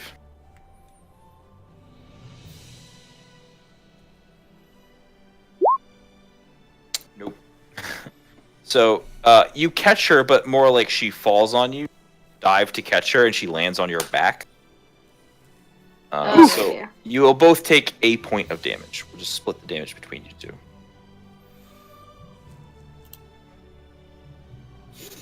Oh my. Well, What'd you what'd you see up there? A room with no floor. Obviously. Another room that looked like it used to belong to some children, Children. maybe 3 or 5 years old, along with toys. Was it intact? Uh, I mean, for the most part, yeah. There were some burn marks on the walls and stuff, but it looks Yeah. like it's like in from the rooms around it. But for the most part, that room, because it's more that room appears to be closer towards the center of the house. yeah. Curious.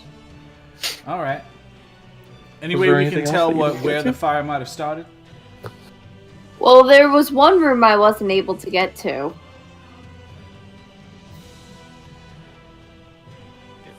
There's a room upstairs that she didn't. When she fell, she was trying to jump. Well, do we want to give it another college try? Let's see. Emrys, you're walking around the first floor. Make me a survival check. Okay.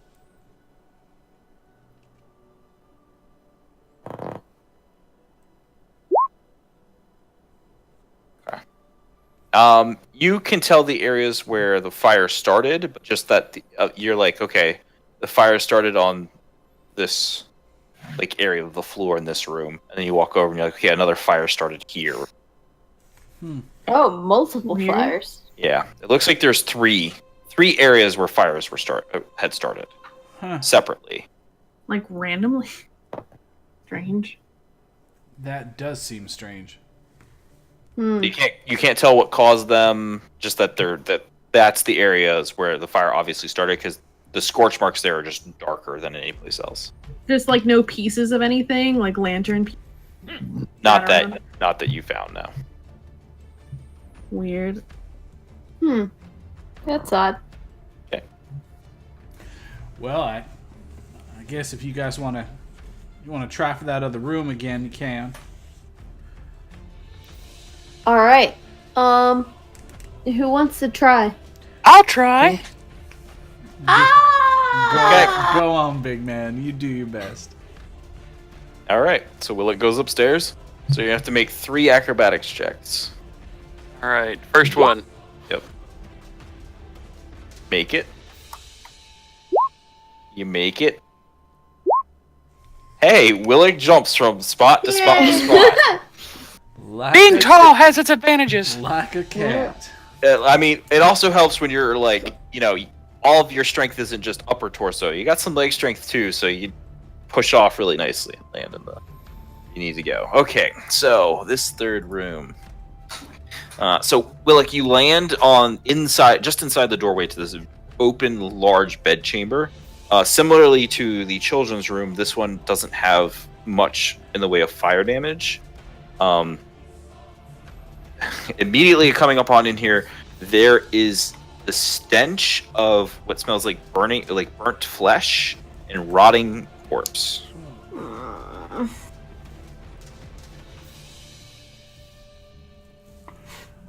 What do you It doesn't smell very good up here. And then as you move a little bit further into the laying on the kind of in front of the bed, the large 4-postered bed, there are 2 bodies. Look There's like a couple of dead people up here. Yeah, look like they're from what you can tell, because they are a little bit charred. Some spots. They look like they're human male, adult. It's a couple of guys. I don't think it's the kids. Huh. Well, that's a plus. Is there, Willick, is there any sign of fire around the bodies? Is the rest of the room destroyed, or is it just the bodies that are burned? The bodies have some like burn marks on them, but it doesn't look like they themselves are burned. Make me a perception roll.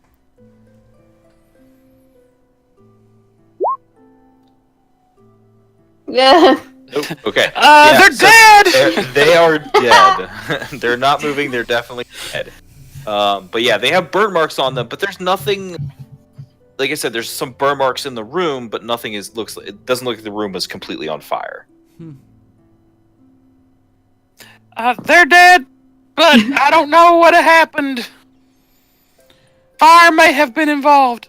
Ugh. All right. Well, I guess I'm gonna have to go up there and check. Okay. Ugh. All right. Is there any way for me to do this without making 3 checks? I mean, the only other way would be to. I mean, Tahini fell right in front of this door. So now you can now look from the ground floor straight up to this. Willick, can you pull me up in there? I will do my best to bend over and try to pull him up. Okay, so you bend over, reach down. He reaches up. You know, maybe with a boost from Tahani. Get boost rowing up just a little bit, and then so Willick, go ahead and make a strength check. Okay, yep. You grab him by the wrist, double lock with your wrists, and just lift. Grunt a little bit with the effort, but you lift him up into the room with you. Perfect. I'm going to take a look around the room. Yep. First. You immediately notice the smell. Yes. He, said there was, and then there are 2 human males lying dead on the floor. Looks like they've been dead for a while. Yeah. The room is very nice. It is definitely the master bedroom for the manor. Mm-hmm. Nice 4-poster bed.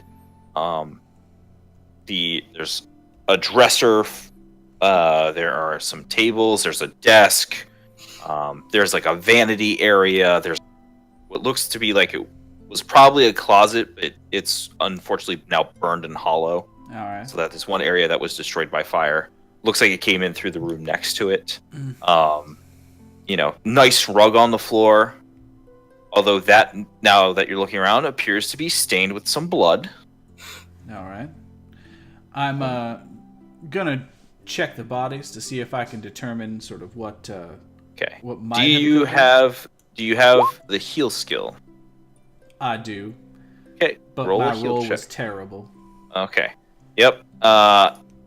You can immediately tell that there's not just burns on them. There's also giant gashes on these bodies. Wow. How many are they? Single gashes? Are they like claw-like in pattern? It looks like your heal check is not high enough to determine that. You can just tell that they have just a huge. One has a large gash in him. Kind of from almost like sternum down through his stomach, and the other one has a large lesion on his leg, and then another one across his back, almost running right down where his spine was. So they're single, like Yeah, they're single. It's not. that's what not I was multiple, looking. That's all I but- was asking for. I know the heal check was very bad. All right. Well, that's interesting. I'll communicate this to everyone else. Yep. So the room now also there's all this. Also looks like it's been trashed. I want to take a look at the desk and see if there's any paperwork that's remaining and not overly trashed. Nope. There is no paperwork. That's what's weird about. There's no paper here. It's all gone. There's ink vials, but they look like they've been uncorked and just thrown at, like somebody just uncorked the ink and just went like this all over the place. And it's now dried on the top of the desk. The desk is also kind of broken, like one of the legs is broken. It's tilted off the side. There is a section on the vanity that was obviously like a jewelry case that is just bashed to pieces. All the jewelry is missing. Clothes are kind of torn and thrown around. Yep, there is one area. There is one terrible mess before dying. Yeah. There's a large portrait in the room It looks to be one of the few things that is almost untouched. There's a few burn marks. It looks like somebody held something to it to try and burn it, but it didn't catch fire. How big is it? It's big. It is like 8 feet tall by 3 feet wide, or 4 feet wide. Willick, you Looks think like you a family portrait. You think you could get that off the wall for me? Let's see what I can do. Okay. Go ahead and roll. Yep. So you just lift up and pull it right off. I want to take a Nice look. and easy. Take a look at the. I back don't know of if we it. can fit this on your horse. No. I want to take a look at the back of the portrait. Okay. There is on the back of the portrait at the bottom just a little bit of script on the back, and it's in common. It just says Leviton family and has the year. Looks like the portrait was taken about 2 years ago. It was done 2 years ago, All right. and then it has the signature of the artist on it. And who is in that portrait? It's the Leviton family.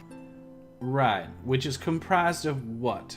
Okay, so there are there is 2 adult males. One up in the portrait looks like it's probably the senior to the other younger male, who has a early middle-aged female standing next to him, and then in front of them is 2 younger boys. One looks to be probably about a toddler, the other one that sitting in front of them, and then what appears to be a younger. You can't tell if she's related somehow, but she's a younger, probably late teens, maybe early 20s. All right. And so these 2 bodies on the floor are the. Looking at them and comparing them to the portrait, you can tell that's the 2. Yep, correct. All right. Thanks, Willick. You can set that down. Gonna drop it on the bed. All right. Okay. All right. Well, there's no other containers and such that have anything in them, I trust, if everything's open and trashed.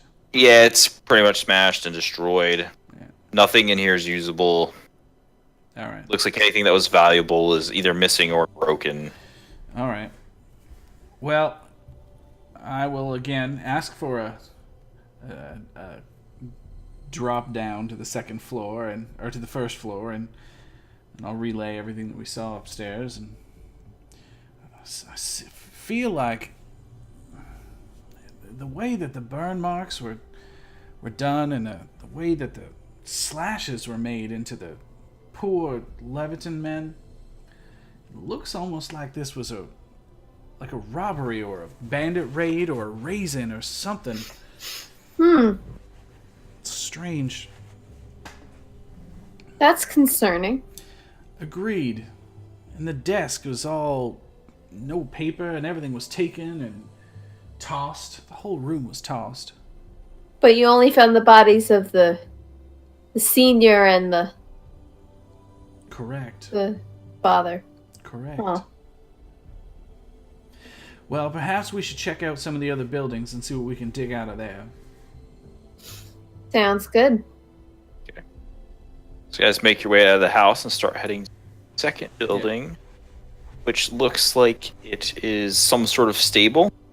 And so, you guys get there. The building is completely destroyed. So you actually can't even go into the inner part. However, stable attached to it. Getting there, you guys can tell as you walk up, there's an immediate smell of rotten decay. You guys come up, and this is gonna be hard for 2 of you to hear, but you guys come up, and there are horses in the yard that appear to have been slaughtered and butchered. No. Yep. Yep. That's what this building is. All right. Yep. Well, we can move on from that death and decay. Okay. So, which building do you want to go to next? Do you want to go to the orchard? What do y'all feel? I feel like we could probably hit off these next 2 buildings before we check out the orchard. I agree. All right. Yeah. Yes. All right. Okay. So while we're on our way over, if we could just, as I'm kind of walking, I want to take a look to see if we can get any indication of kind of footprints or tracks or anything. In the... you guys can make some. So whoever has survival can make a survival roll. There you go. Yep, that's pretty good. You do not have it. So you couldn't really tell too much around the initial house, but as you're like moving from the stables on, there are tracks in the dirt, in the ground. And what does it look like might have made those tracks? So it looks like small humanoids. So they're bipedal and smaller sized.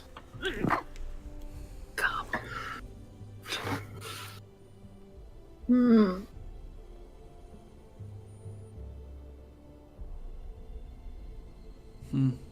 With your 23, however, you do find 4 sets of what appear to be medium humanoid tracks. And they're distinctly 4 sets? 4 sets. Hmm. They are headed this direction. All right. Well, I'll point out the tracks so that everyone can see them, and relay the number, and suggest that perhaps we should be a little bit more on our guard as we carry on down this way. Yeah, you can't tell exactly how many small tracks there's. It's too random and varied to discern actual numbers. But you can tell there's 4 distinct human. Mm-hmm. Tell there's 4 distinct sets of human tracks that go straight from the house this way. Yeah, it's good. Okay. That could Which have been building the would you women- like to go to that Could have next? been the women and children. Yikes. Well, I guess we'll do the third one since we're there. Okay. So number 3 looks like a cart yard slash holding. Looks like, where they would just put the carts that they would attach the horses and stuff to. Sure. It is mostly destroyed, but there is a building that you can actually walk around the side of that doesn't look like it's going to fall in on top if you'd like to investigate it more. Before I do that, I'd take another gander at those 4 medium humanoid tracks. Did Yeah, they go they did this not- way? They did not go to this building. They are continuing past in between these buildings this way. All right.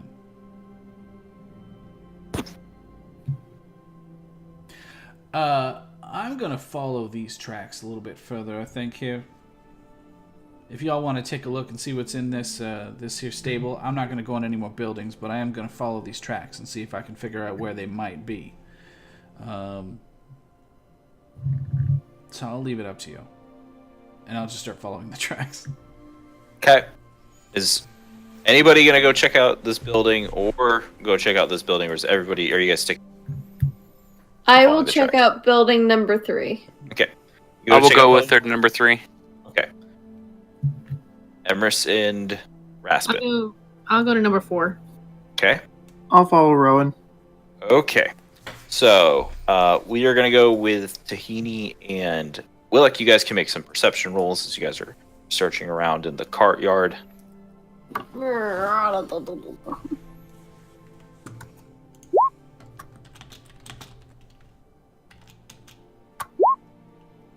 I continue to not be very perceptive. Yep. So Willick finds a lot of burnt wood. Tahani, you find a cart. Most of everything is destroyed here. The carts are too burned and stuff to use. All the canvas has been burned up. You do, however, find kind of wedged between 2 carts and under some other debris, a cart that is actually looks like it would be usable. It's just slightly singed, Oh, but you do find a cart that you guys could potentially take. I start pulling it out of the. Okay, you can make me a strength check to try and pull the cart.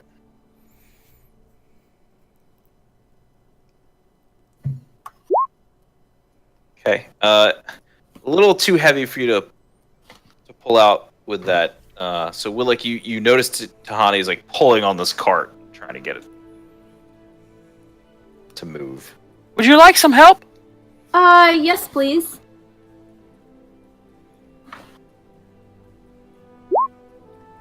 Nope. Oh my god. That thing is wedged in there real good. You probably. I mean, we'll probably keep tugging, but Toddy, you're like, maybe we should get the horses and attach the horses. We'll get there eventually. Emrys, It's you being can stubborn. roll me a perception Like a horse. for the building you're checking out. Oh my A god. horse on horse. I roll so bad. So the building is partially burnt. The doors are actually broken inwards. Okay. And you go in, you can see there's barrels and crates in here that are all completely. There's like apples and stuff on the floor, some other vegetable stuff, but it looks like this is probably where they stored all their food and stuff. Okay. Most of it's gone. Okay. Okay. Rowan and Raspin are traveling and following the tracks. So Rowan, you follow the tracks, and then they curve and they turn and they go into the windmill at number 5. All right.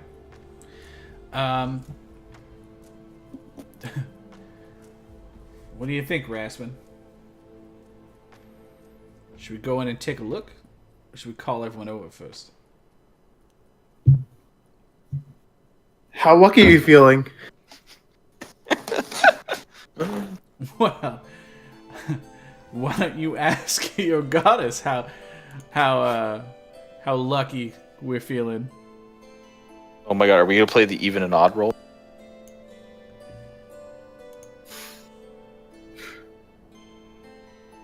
I think you're just going. All right, let's go. Okay. Fortune favors the bold. Are we going to try to be quiet? I will take an ear at the door and see what I can Yeah.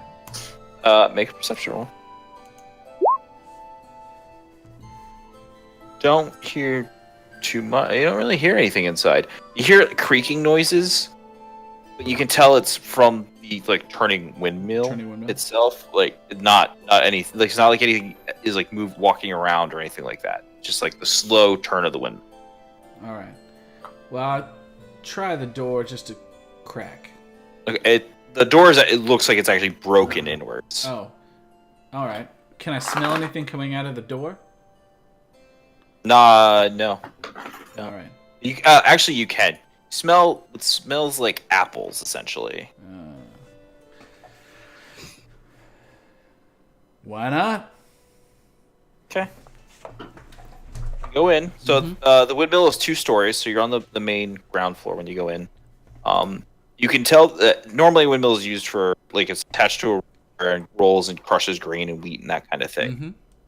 Their windmill appears to be attached to a cider press. Oh. So it goes up and down and would crush and press apples and turn it into cider. Which is where the apple smell's coming from. You're right, which is where the apple smell is coming from. It's a little sickly sweet, some of it it's rotting a little bit, but Over fermenting. right, yeah, but it's really not that bad a smell. There is a staircase, a very skinny wooden staircase that goes to the 2nd level.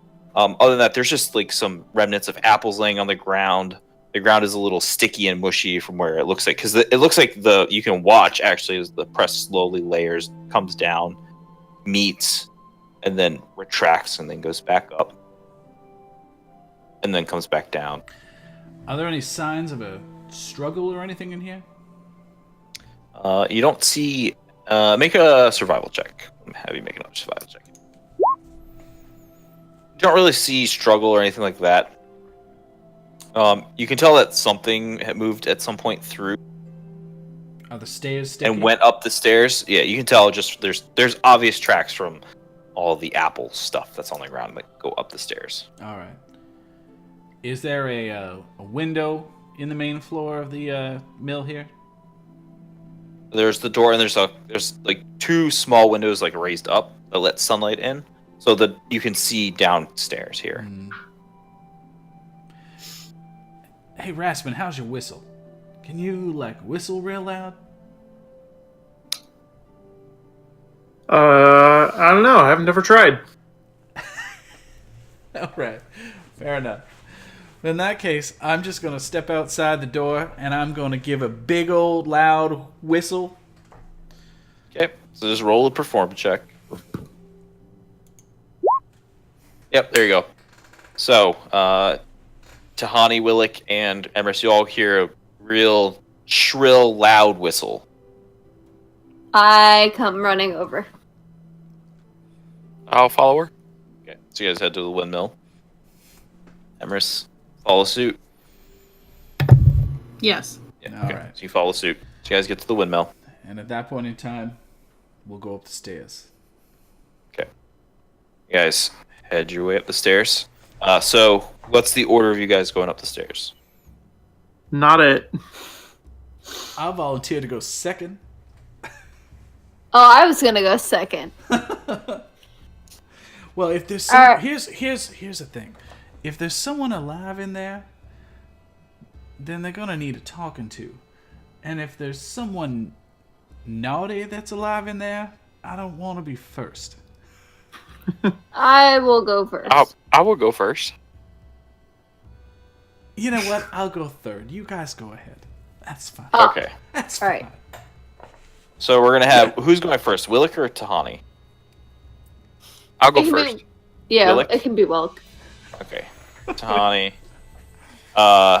Who's going fourth? Is it gonna be Raspen or Emrys? Which one? I'll go last. You're gonna bring up the rear guard like always. Got it. Yes, to save the day. It worked All right. before. So, Willick, as you're starting to go up the stairs, it is very dark up there. It's very dark up here. It looks like if there's windows up there or anything like that, they're closed, but it's dark up. There's no light. I don't need to worry about failing my perception check then. I mean, I can solve that problem if we don't want to mind drawing attention. I guess with the whistle, Yeah. that ship has sailed. Yeah. Yeah. I'll cast light on a copper piece and toss it up the stairs. Okay, so now there is light up in the top floor. Okay, so Willick, you start walking up the stairs, and your head kind of peeks up at the stairs. Make me a perception roll.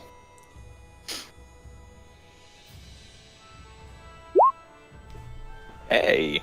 All right, so as soon as your head starts cresting upstairs, you immediately get hit with that familiar scent of decay. Ooh. There's something dead up here. And as you go up, you can tell upstairs it looks like there's some boxes and sacks that have stuff in it. Like looks like it's probably like and some like lumber and stuff like that off to the side. Come up and you can see kind of in the center of the floor there are two corpses. Two. Two. There's 2 bodies up here. Both of which are smaller in stature. I think it might be the kids. All right. Well, let's go on up. We'll take a look. So Willick keeps walking up the stairs. Now, so Raspen tossed the copper piece up that's got light on it. Sheds 20 foot of light. It is 40 feet up here, so there's 20 feet of shadowy illumination, mostly on the edges of the walls and stuff. There's some boxes and all like that kind of there. But coming up the stairs, you guys can see that there are indeed two bodies that looks like 2 young boys And middle of the room. how does it look like they died? Who wants to make the heal check? I will make a heal check. Ah. Yes, you will. Hey. All right. So, it looks like boys died. Okay. So they have slash marks on them that you could tell are slightly jagged. So it looks like they came from either a serrated or rusted or some kind of just not very nice looking bladed weapon. They also have some partial burn marks on them. Burn marks look like they're probably post like after they died, the burn marks are there. You also notice that there are some gnawing marks on the body, around the arms, legs, that are also post-death. We've stumbled onto something pretty ugly, friends. Wow. Well, it eats kids. That's not good. Emrys, give me a Yes. perception roll.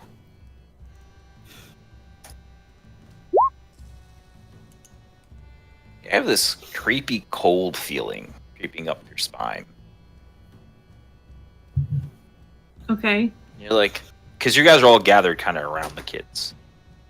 Look, you turn, you look Oh, back okay. towards the corner where the kind of shadowy over there. There's like a crate that's casting a shadow.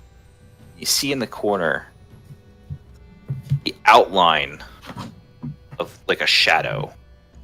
It looks like it's probably a human female wearing like a dress. And then slowly it moves forwards into light. You see this half bone face. Like the flesh is like falling off. This is Usalab all over again. God damn. The dress is covered in blood. It's got blood in its chin. 2 eyes. There's just pinpoints of red light. And then it Awesome. shrieks and it rushes forwards. And that's where we'll pick up next time. Ah!